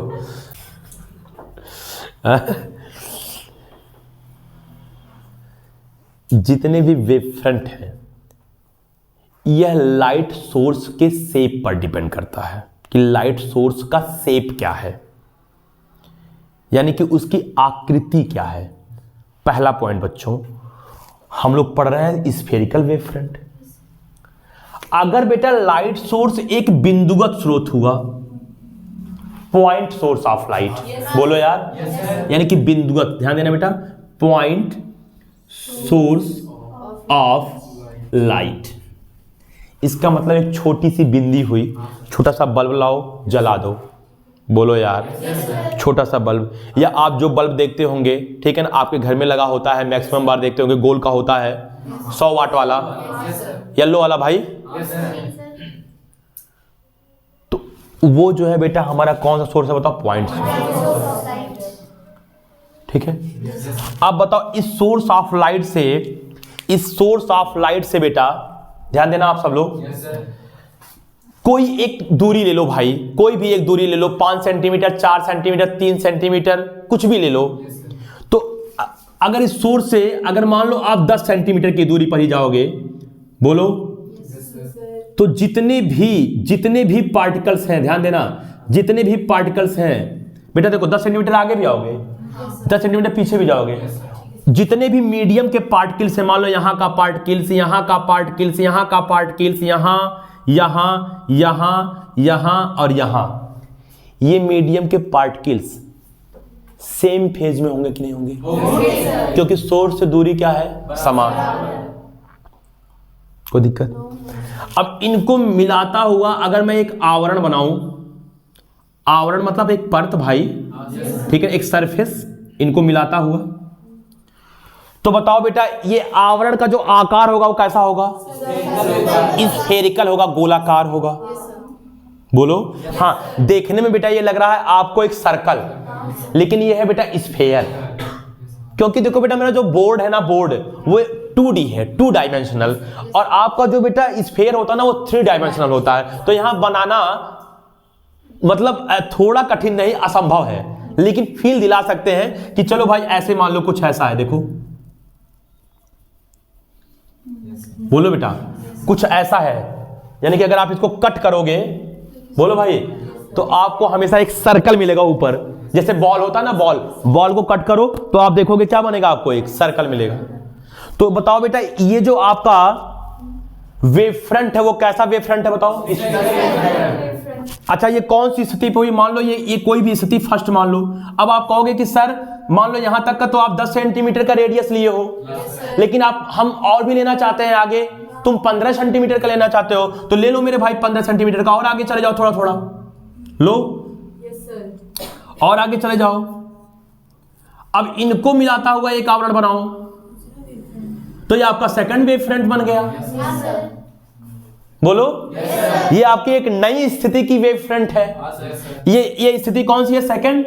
और इसके पहले कौन था? फर्स्ट। हाँ, इसके बीच में भी बहुत से वेव फ्रंट होंगे, लेकिन हम मैंने सारे के सारे वेव फ्रंट को दिखा पाना पॉसिबल नहीं है मेरे भाई। अरे बोलो यार। तो ये वेव फ्रंट है, तो बताओ इतने समय जो वेव फ्रंट बना किस क्या बोलते हैं शेप का बना? स्फेरिकल। कब? जब पॉइंट सोर्स था, यानी कि जब ये जो सोर्स था वो एक पॉइंट था। तो पॉइंट सोर्स से हमेशा जो बेटा वेव फ्रंट बनता है वो कैसा बनता है? स्फेरिकल। लेकिन याद रहे कि हमको ये जो रेडियस है ना बेटा, ये जो रेडियस ये फाइनाइट दूरी का होना चाहिए, इनफाइनाइट दूरी का ना लो। यानी कि हाँ, जिसको आप काउंट कर पाओ 50 सेंटीमीटर, 10 सेंटीमीटर, 20 सेंटीमीटर। अब अगर आप इनफाइनाइट दूरी पर ले लो तो वेव फ्रंट स्फेरिकल नहीं, कुछ और ही मिलने लगेगा। क्या मिलने लगेगा ये तो वक्त और समय बताएगा। पहले इतना तो छाप ही सकते हो। बोलो यानी कि बताओ सोर्स कैसा होना चाहिए? पॉइंटेड। तो वेव फ्रंट कैसा मिलेगा? छाप लो, जल्दी बनाओ इसको। ठीक है, देखो अब बात करते हैं बच्चों सेकंड वाला। बताओ सेकंड वाला क्या था? क्या था? बहुत सही, ठीक है ना। तो बच्चों आप लोग अब सेकंड नाम लिख लोगे क्या? सिलेंड्रिकल, ठीक है, वेव फ्रंट। यानी कि आपका हो जाएगा बेलनाकार तरंगाग्र। मुस्कुराने की वजह क्या है? हैं? क्या तुम कुछ एक्सप्लेन की हो? उसकी बातों में नहीं क्यों? हाँ, उनके बाद कर्म खैरना ही भाई जान ले, वैसे खाली है बाबू हमरो खैरना ही भाई, ठीक है।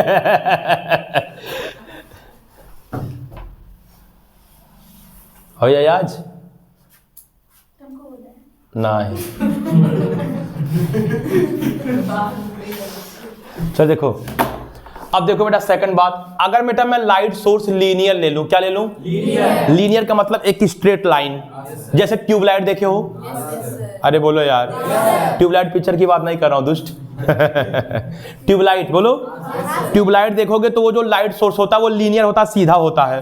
मान लो हमने लाइट सोर्स लीनियर ले लिया, ठीक है। मान लीजिए भैया ये एक लाइट सोर्स है, ये जल रहा है, लीनियर बोलो, यानी कि लीनियर है, ये linear source of light source. अब बताओ ये लीनियर सोर्स ऑफ लाइट है, यहां से सेम दूरी पे चलो, कोई भी डिस्टेंस मानो लेकिन इक्वल मानो, ठीक है। फिर वही जैसे वहां पे 10 सेंटीमीटर माना था, ठीक है ना, 10 सेंटीमीटर इधर जाओगे, 10 सेंटीमीटर इधर जाओगे, बोलो यार, 10 सेंटीमीटर आगे आओगे, पीछे जाओगे, बोलो। तो जितने भी पार्टिकल्स होंगे, जितने भी पार्टिकल्स होंगे, जैसे ये मान लो ये लीनियर है, तो यहाँ 10, यहाँ 10, यहाँ 10, यहाँ 10, और इनको जब मिलाओगे बेटा, बोलो, तो जो आवरण बनेगा वो किस टाइप का बनेगा? सिलेंड्रिकल बनेगा। बोलो भाई, लो भाई ऐसे डॉट लाइन से बना दिया, क्योंकि वो एक स्थिति पे एक ही रहेगा लेकिन अलग अलग स्थितियों पे अलग अलग होगा। क्यों? देखो बेटा ध्यान देना, ठीक है। मेरे कहने का मतलब देखो, ये इधर भी 10 सेंटीमीटर, इधर भी 10 सेंटीमीटर, पीछे भी 10, इधर भी 10, इधर भी 10, इधर भी 10, 10, 10। बोलो ये जितने भी पार्टिकल्स हैं, देखो ये पार्टिकल्स, ये पार्टिकल्स, ये पार्टिकल, बताओ किस फेज में होंगे? बताओ सेम फेज में होंगे। ऐसे इधर के भी बोलो बेटा, सब तो बना नहीं सकता हूं, ठीक है, मजबूरी है, लेकिन आप लोग उम्मीद है कि समझ चुके होंगे। बोलो यार, ठीक है। तो आप लोग जल्दी से क्या बोलते हैं ये जरूर बना लीजिए, ठीक है। 1 मिनट रहने दो, ये वाला बात नहीं, अनुराग बात नहीं, ठीक है, ये सब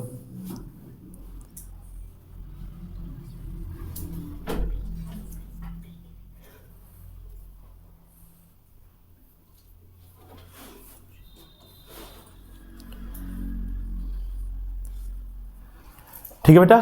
तो ये जो हमारा वेव फ्रंट बना वो कैसा बना बताओ? Cylindrical wave front. जल्दी बना लो, यानी कि सिलेंड्रिकल वेव फ्रंट के लिए जो सोर्स होना चाहिए कैसा होना चाहिए? लीनियर। चलिए ठीक है, बनाइए, हो गया। चलो बच्चों तीसरा देखें, तीसरा ठीक है, नोट कर चुके हैं ना आप लोग। देखो बच्चों, चलो देखो समतल तरंगाग्र क्या है।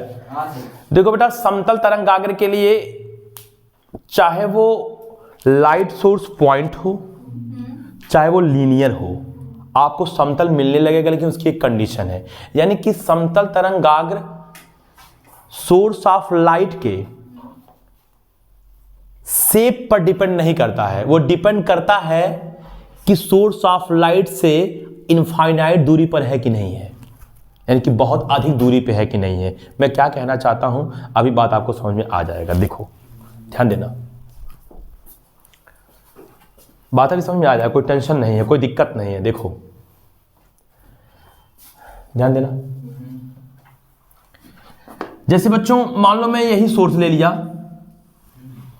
पॉइंट सोर्स ही, बोलो आप कहोगे कि सर ये एक तरंगाग्र होगा, क्योंकि सर यहां से यहां से यहां से यहां से यहां से सब दूरी क्या है बताओ सेम, ये एक तरंगाग्र है कि नहीं है, क्योंकि रेडियस क्या है बताओ सेम। कोई भी आप कोई भी डिस्टेंस मान लीजिए भाई, 1 सेंटीमीटर 2 सेंटीमीटर मिलीमीटर नैनोमीटर, कोई दिक्कत नहीं है, मान लीजिए। बोलो ये भी एक तरंगाग्र है कि नहीं बताओ, पक्का? ये भी एक तरंगाग्र है कि नहीं? अब देखिएगा, ध्यान दीजिएगा, ध्यान दीजिएगा बेटा। देखो ये देखो, ये देख रहा हो ना, ये वाला पहला तरंगाग्र, देखो पहला देखो, ये दूसरा देखो, ये तीसरा देखो। अभी आप लोग को बच्चों देखो, ये पहला तरंगाग्र का जो कर्वेचर है ना बेटा, ये देखो कर्वेचर का मतलब वक्रता, ये बहुत ज्यादा है। मुड़ाओ मुड़ाओ भाई, बात समझिएगा बेटा। देखो देखो देखो, ये देखो ऐसे किया, कितना वक्र है, देखो ये साफ नहीं है बेटा, ठीक है। बोलो ये देखो, मुड़ाओ मुड़ाओ, इतना कर बेटा। अगर दूसरे वाले की बात करूं तो देखो ये है, लेकिन ये हल्का सा फैला, यानी कि जो कर्वेचर है वो पहले से ज्यादा है कि कम है? कैसे ज्यादा है जी? ये कर्वेचर ज्यादा था और ये कम था। देखो ज्यादा क्या होता कम क्या होता, जब इसका अंतर नहीं भी आ रहा है, ठीक है। बोलो यार, तीसरा वाला अगर जाओगे तो यहां जाओगे तो कर्वेचर देखो इतना हो गया। बोलो बेटा, ऐसे अगर और आगे जाओगे तो कर्वेचर और कम होगा, और आगे जाओ कर्वेचर और कम होते होते होते होते जब बहुत अंदर जाओगे तो क्या हो जाएगा? अरे देखो फिर उसके बाद ऐसे होना नहीं चालू होगा, ठीक है। तो बेटा एक बात बताओ, जैसे जैसे सोर्स से दूरी बढ़ रहा है, जो आपका वेवफ्रंट मिल रहा था स्फेरिकल, उस स्फेरिकल वेवफ्रंट का कर्वेचर जो था, यानी कि जो वक्रता था, वो अधिक हो रहा था कि कम? कम हो रहा था। और जब कम हो रहा था तो 100% धीरे धीरे एक समय ऐसा आ जाएगा कि जब सोर्स से बहुत अधिक दूरी ले लोगे, इनफाइनाइट दूरी ले लोगे, तो कर्वेचर लगभग सीधा हो जाएगा, प्लेन हो जाएगा। बोलो, यानी कि लो अब इधर का ना दिखा के इधर का दिखाया, ऐसे ऐसे ऐसे ऐसे ऐसे ऐसे। अब बताओ जैसे से दूरी बढ़ा, बताओ बेटा ये कैसा मिलने लगा? बताओ सीधा मिलने लगा। तो ये जो बात नहीं बेटा, एक मिनट देखो सब लोग, ठीक है, स्ट्रेट मिलने लगा, यानी कि बेटा ये जो आपका वेव फ्रंट मिल रहा है कैसा मिल रहा है? प्लेन वेव फ्रंट मिल रहा है। कोई दिक्कत? और ये तो हमारा देखो ना, ये देखो ये वाला जो लाइट था, ये वाला देखो लाइट सोर्स ऐसे जाएगा। बोलो यार, ये वाला लाइट सोर्स बताओ, ये वाला लाइट सोर्स देखो ना ऐसे जाएगा। बोलो भाई, ये भी ऐसे आगे बढ़ेगा, ये भी ऐसे आगे बढ़ेगा, ये भी ऐसे आगे बढ़ेगा, ये भी ऐसे आगे बढ़ेगा, ये भी ऐसे बढ़ेगा। हाँ बेटा, मैं इधर का नहीं बनाया। बताओ ये कैसा है? बताओ प्लेन वेव फ्रंट। ये सब जो बेटा वेव फ्रंट मिला ना बेटा,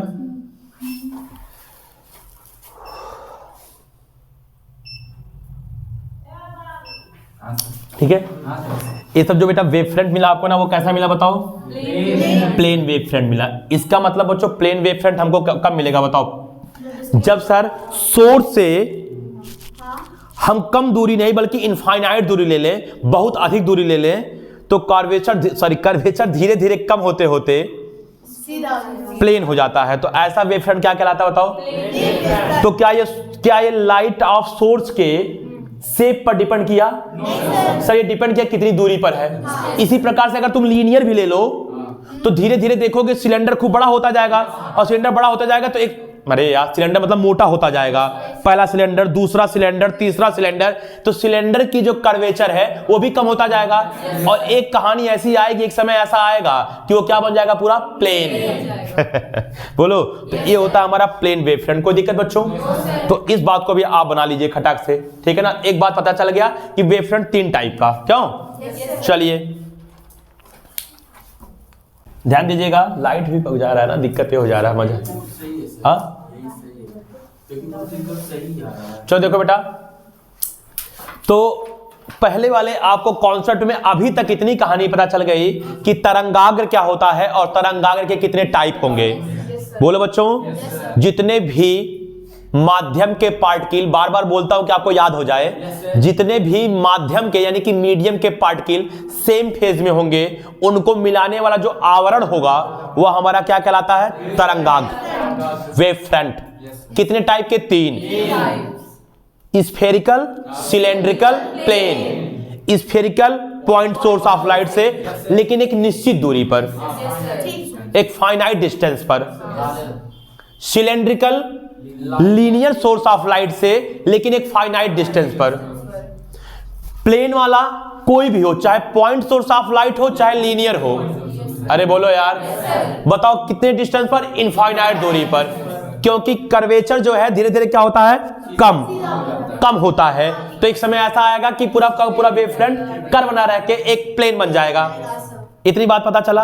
अब इतनी बात पता चलने के बाद अब इसी में ही बेटा चल रहा है, ये पहले पॉइंट का ही कहानी है, थोड़ा एक्सप्लेन करके बता रहा हूं। कुछ लोग बता के तुरंत निकल जाते हैं, लेकिन कोई बात नहीं बेटा, हम लोग पूरा अच्छे से सीखेंगे और सीख भी रहे हैं, कोई दिक्कत? अब मैं आपको बताऊं कि बच्चों ये तो हमारा वेव फ्रंट है। क्या है बताओ? वेव फ्रंट है। हाँ भाई, यहां तक आपको स्फेरिकल दिख रहा होगा, आगे चल के प्लेन दिखने लगा। बच्चों जो तरंग संचरण की दिशा होती है ना, तरंग संचरण की दिशा यानी कि direction of propagation of wave, वो हमेशा वेव फ्रंट के परपेंडिकुलर होता है। नहीं समझे? देखो बेटा, ये देखो तरंग, देखो आगे बढ़ रहा है ना। बोलो यार, तरंग आगे बढ़ रहा है, ये तो हमारा वेव फ्रंट है ना। तो देखो बेटा, यहां देखो, इस जगह पे देखो 90 डिग्री। यहां पे अगर तुम देखो, ये वाला वेव फ्रंट दिख रहा है आपको, देखो 90 डिग्री।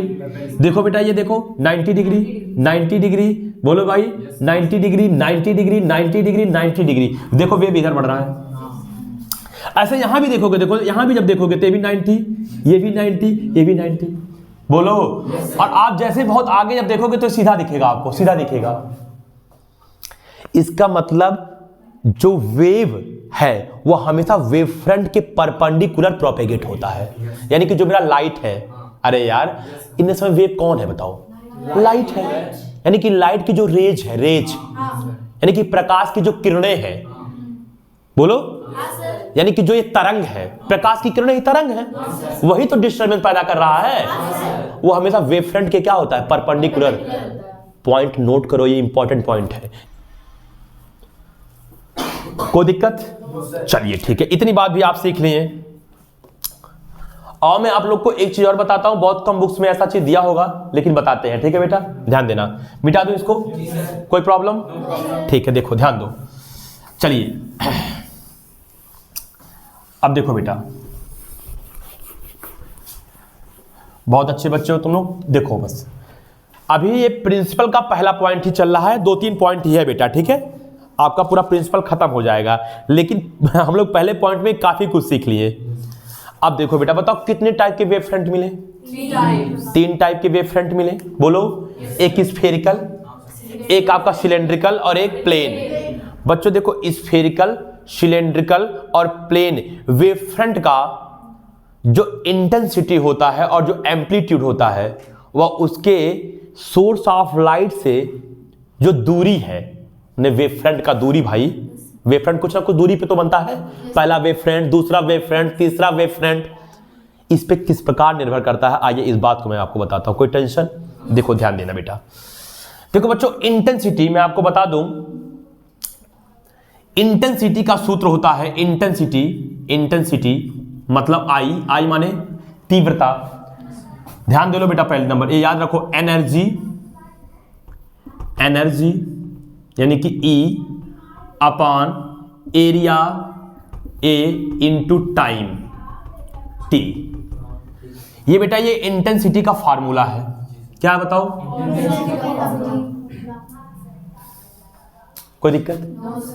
जल्दी से पहले इसको नोट करो, इंटेंसिटी बताऊं। और एक बात और मैं आगे दिखाऊंगा भी इंटेंसिटी क्या है क्या नहीं है। हम लोग अगला चैप्टर पढ़ने वाले इंटरफेरेंस, उसमें मैं आपको बताने वाला हूं इंटेंसिटी का मतलब क्या। चमकीलापन भाई, इंटेंसिटी का मतलब कौन चीज कितना चमकीला है ब्राइटनेस से रिलेटेड है, बोलो।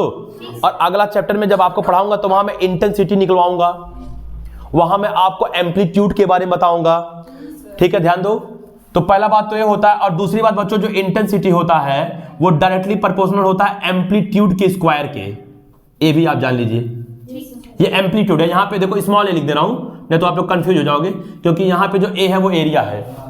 ठीक है, एम्पलीट्यूड, एम्पलीट्यूड जिसका बच्चों हिंदी होता है आयाम। क्या होता है? आयाम। और इंटेंसिटी की हिंदी क्या होता है बताओ? तीव्रता। एनर्जी तो जन्म करते होगे, ऊर्जा। एरिया क्षेत्रफल, टाइम समय। कोई दिक्कत नहीं है हमारा, ठीक है, हो गया। बोलो बच्चों। तो चलो अब बताते हैं, ध्यान दो, कोई टेंशन नहीं है। देखो बेटा आप लोग को सब समझ में आ रहा है धीरे धीरे स्टेप्स, तो अब आगे की स्टेप्स भी समझ में आएगा। ठीक है, देखो अब क्या है बच्चों कि मान लो पहला वाला वेव फ्रंट की बात करूं, पहला वाला वेव फ्रंट तो क्या मिला था बताओ? गोली। गोली का मतलब गोली तरंगाग्र। बोलो भाई, तरंगाग्र, यानी कि स्फेरिकल वेव, सॉरी, ठीक है ना, वेव फ्रंट। बोलो बेटा, ठीक है। अच्छा अब देखो मैंने ये सोर्स बनाया, सोर्स। मान लो बेटा मैं एक ही तरंगाग्र बना रहा हूं, वैसे बहुत से वेव फ्रंट मिलेंगे। बोलो, अनगिनत वेव फ्रंट होंगे, मैं कोई एक वेव फ्रंट बना दिया। कोई दिक्कत? लो भाई ये हमारा जो है मैं दिखा दिया कि ये सर हमारे, ठीक है ना, दूरी है सोर्स से, सब रेडियस है भाई। ये पार्टिकल्स हैं जो सेम कला में होंगे। यहां बताओ कितने पार्टिकल्स हैं, क्या आप गिन पाओगे? इस पे कितने पार्टिकल्स होंगे? इनफाइनाइट पार्टिकल्स होंगे। कुछ पार्टिकल्स को मैं आपको दिखा दिया। बोलो, सोर्स से लेके प्रत्येक पार्टिकल की डिस्टेंस मान लो मैं स्मॉल आर मान लिया। क्या मान लिया? सही है। ये बताओ ये कौन से शेप का बना है?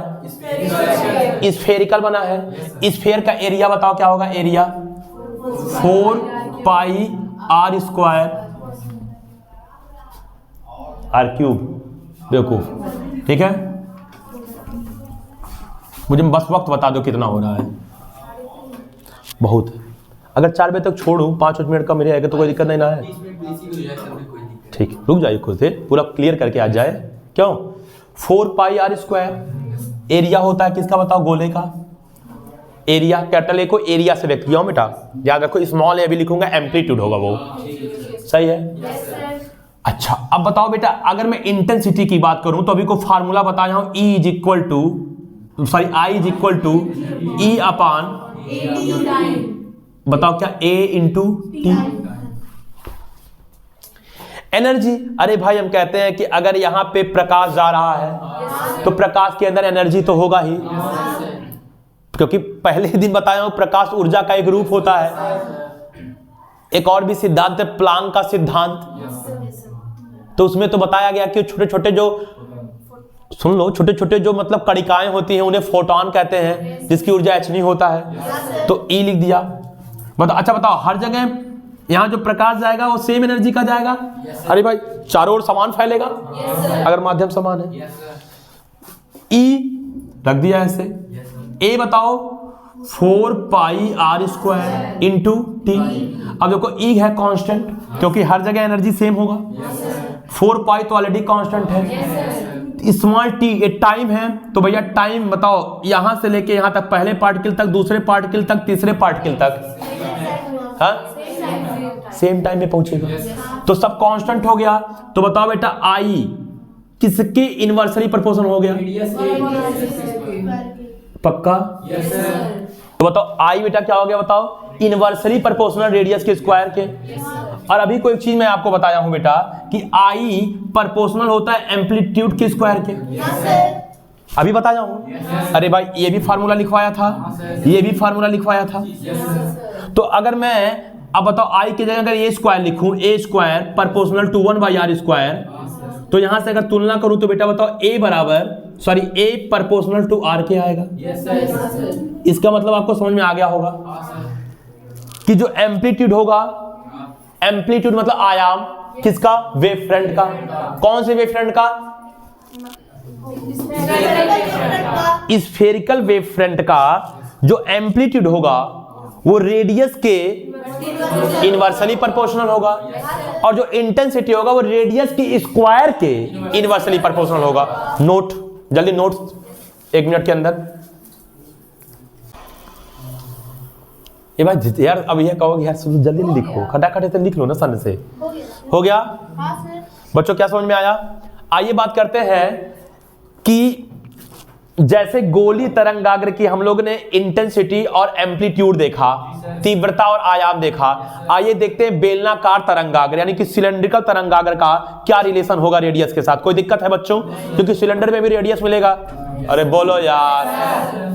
तो चलो भैया सेकंड पॉइंट के लिए देखें, सेकंड पॉइंट के लिए। ठीक है बच्चों,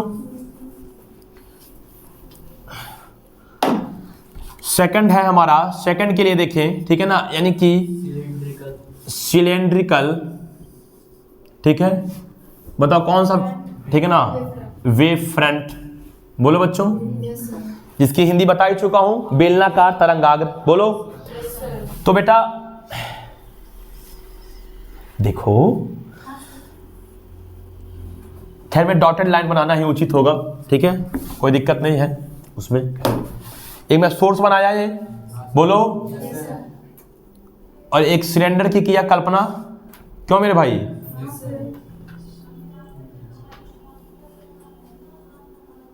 सही है।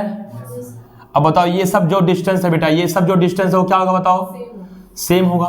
बोलो भाई, ये सब रेडियस में क्या मान लिया बताओ? आर। ऐसे इधर भी होगा, इधर भी होगा, आप नीचे भी बना सकते हो। बोलो, अभी कुछ देर पहले फिगर बनाया था, हाँ ना? बोलो बच्चों। अच्छा, रेडियस मान लिया क्या बताओ? आर। मान लो ये जो वेव फ्रंट बना इसका रेडियस क्या मान लिया? आर। तो फिर अगर इंटेंसिटी की बात करूं तो इंटेंसिटी बराबर क्या होता है बताओ? Formula E/80। हाइट, इसका कुछ ना कुछ हाइट मान लो, सिलेंडर का कुछ ना कुछ हाइट मान लेते हैं। क्यों? चलो यार हाइट का मान लेते हैं, कोई दिक्कत? अच्छा मेरे भाई देखो, I इज इक्वल टू, नीला दीजिएगा जल्दी से।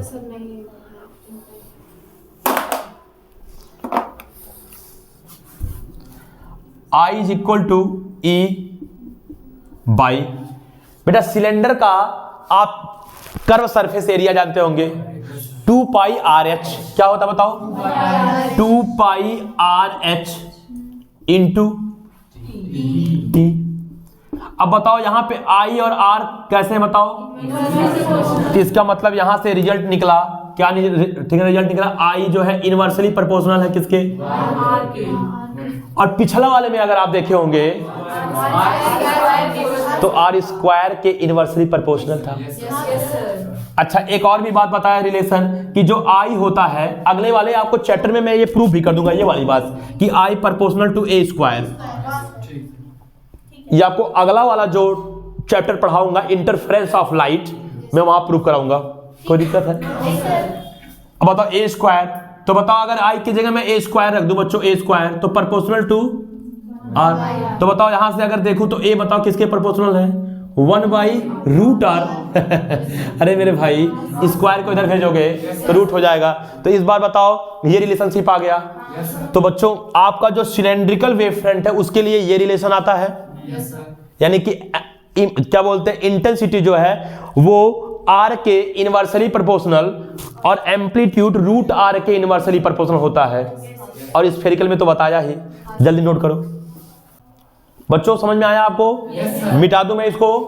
अब बेटा देखो लास्ट केस, ठीक है बेटा, साथ साथ नोट करते रहो बेटा, कोई दिक्कत नहीं है। लास्ट केस अगर मैं बात करूं किसका बताओ, ठीक है ना, मैं बात करूं कि प्लेन वेव फ्रंट का, बोलो बच्चों।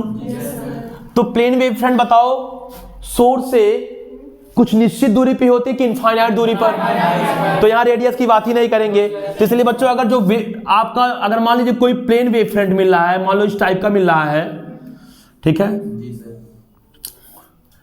ध्यान देना बच्चों, ये मान लीजिए प्लेन वेव फ्रंट है और हम ये भी जानते हैं कि प्रकाश जो है इनके कैसा जाएगा बताओ, परपेंडिकुलर, बोलो। लो भाई बना दिया, ये प्रकाश के संचरण की दिशा है, यानी कि डायरेक्शन ऑफ रे, बोलो भाई, या रेस, कोई दिक्कत नहीं है। 90 डिग्री पे है, कितना डिग्री पे बताओ, 90। तो बेटा यह जो है इसका एम्पलीट्यूड एंड इसका इंटेंसिटी एंड एम्पलीट्यूड स्मॉल ए, ये रेडियस पे डिपेंड नहीं करता। इसका मतलब बताओ इनके लिए क्या होता है बताओ, ये कांस्टेंट होता है, बोलो यार, यानी कि r की पावर 0 पे डिपेंड करेगा। बात समझ आ रहा ना, यानी कि किसी भी पावर पे डिपेंड नहीं कराएगा। यानी कि रेडियस के लिए बताओ क्या होगा, ये कांस्टेंट होगा, तो यहाँ पे इसको कांस्टेंट लिख देंगे हम, क्या लिख देंगे बताओ, कांस्टेंट लिख देंगे। चलो जल्दी से नोट कर लो, ठीक है, क्योंकि रेडियस है या नहीं है, यहाँ बहुत दूर से आ रहा है, इनफाइनाइट से कहीं आ रहा है, क्यों, सोर्स ऑफ लाइट जो है बेटा, मान लीजिए सूर्य है, सन इनफाइनाइट पे है, इधर तो अपना स्फेरिकल मिलेगा, लेकिन उसके बाद फिर कैसा मिलने लगेगा, प्लेन। तो प्लेन वाला जो है वो स्मॉल आर पे डिपेंड नहीं करेगा। चलिए इतनी बात हो गई।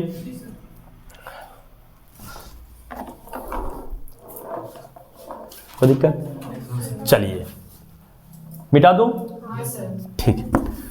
देखो बेटा अब आओ,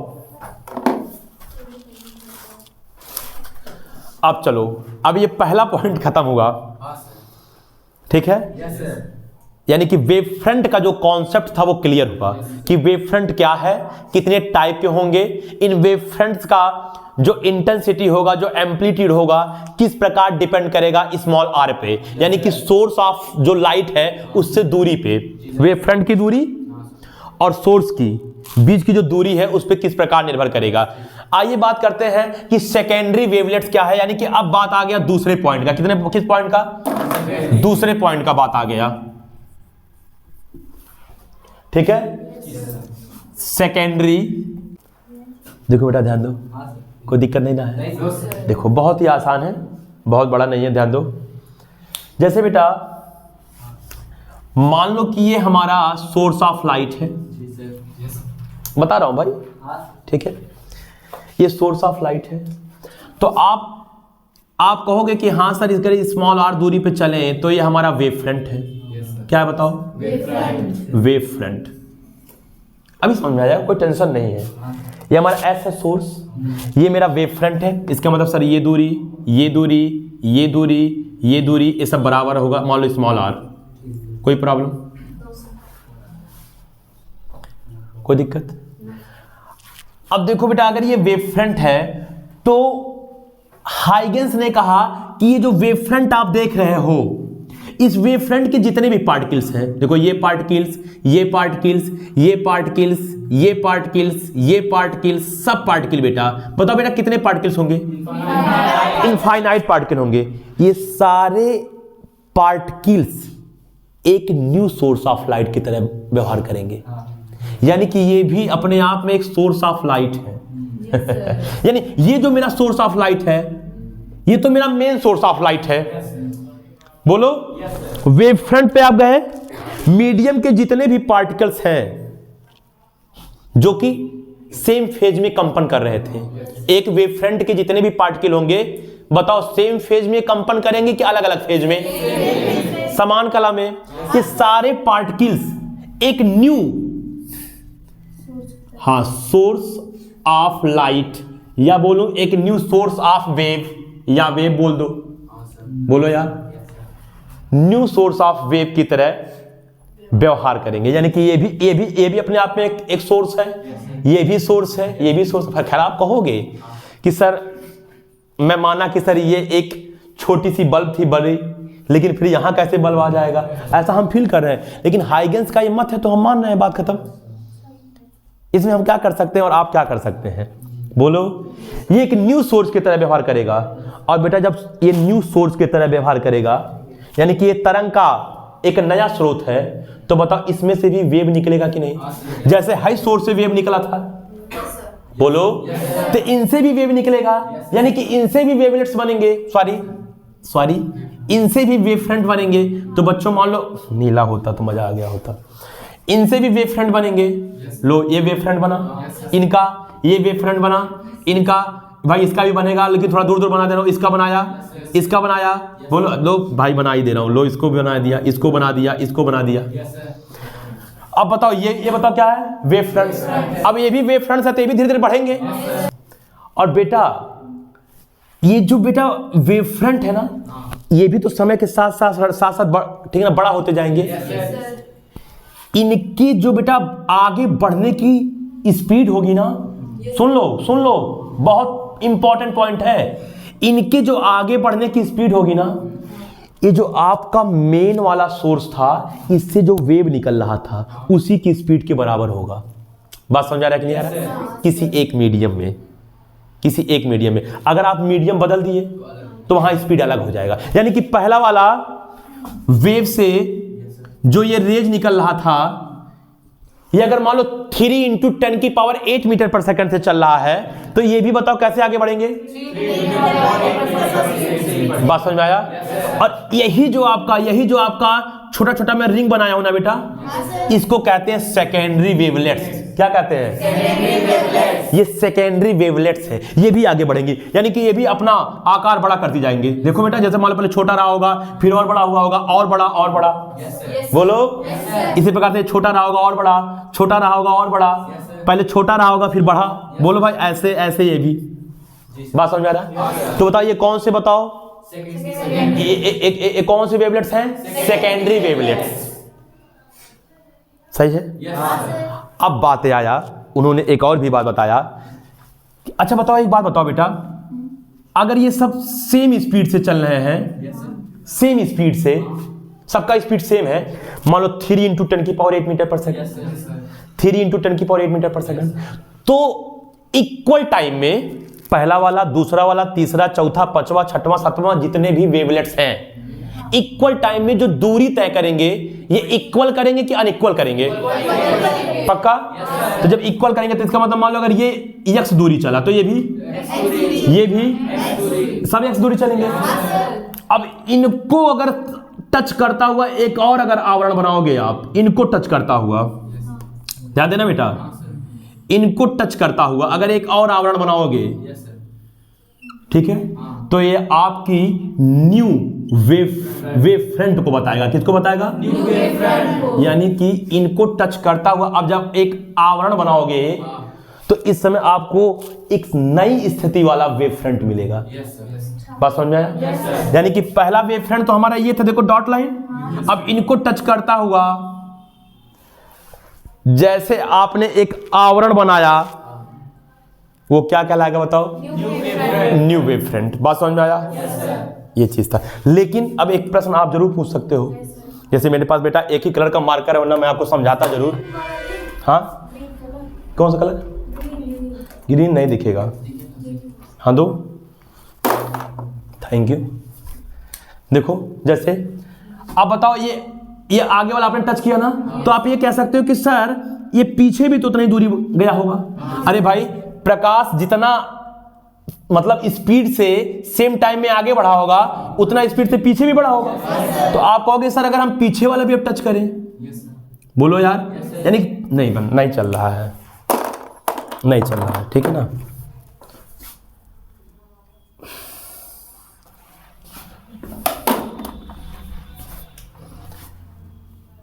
बोलो बेटा, ध्यान दो, पीछे वाला भी अगर आप टच करोगे, आप पीछे वाला भी टच करोगे, ए भी तो एक आवरण बना।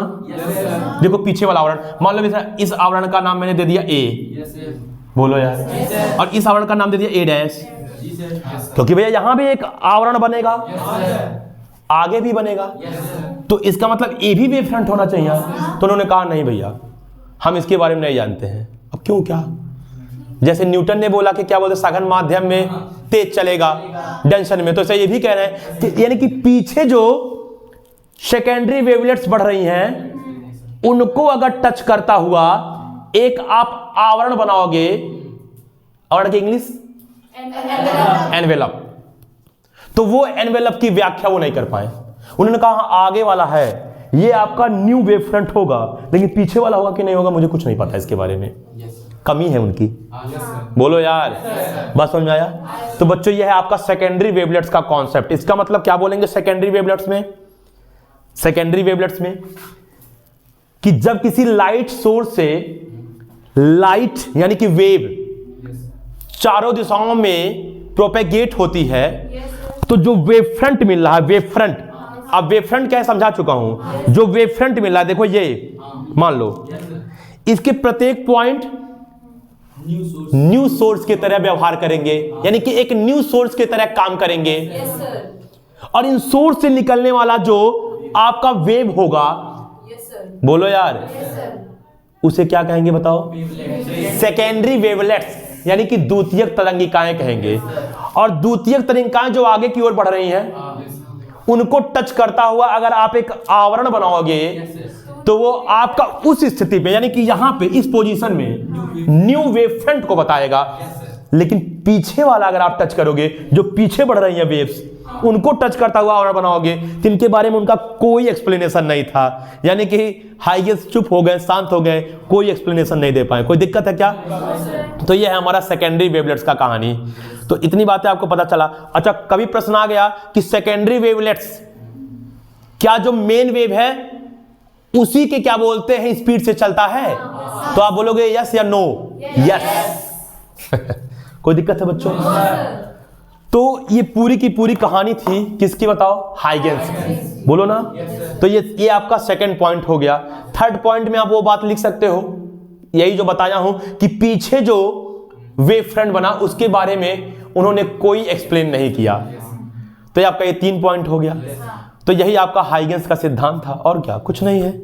अब देख लेते हैं हाइगेंस अपने सिद्धांत से किन किन चीजों का व्याख्या कर पाए और किन किन चीजों का व्याख्या नहीं कर पाए, यानी किस घटनाओं का एक्सप्लेन कर सकें, किसका एक्सप्लेन नहीं कर पाए। कोई दिक्कत है बेटा? तो आओ देख लेते हैं, बात खत्म, और क्या, ठीक है ना।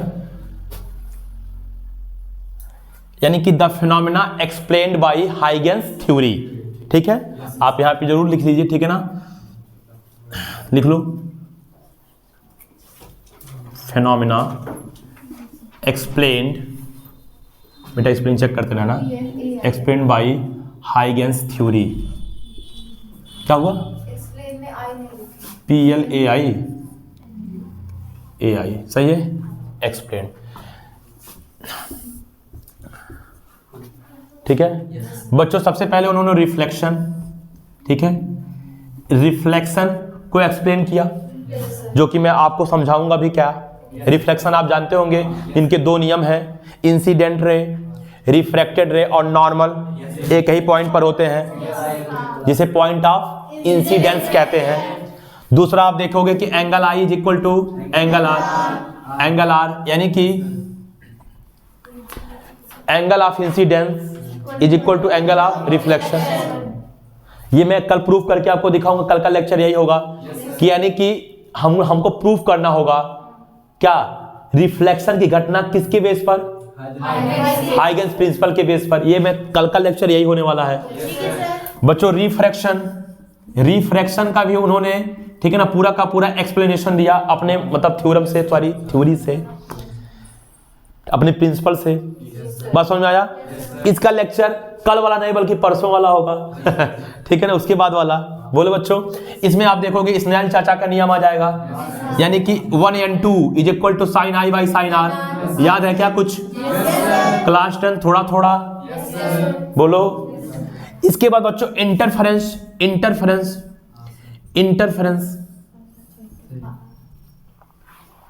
ठीक है।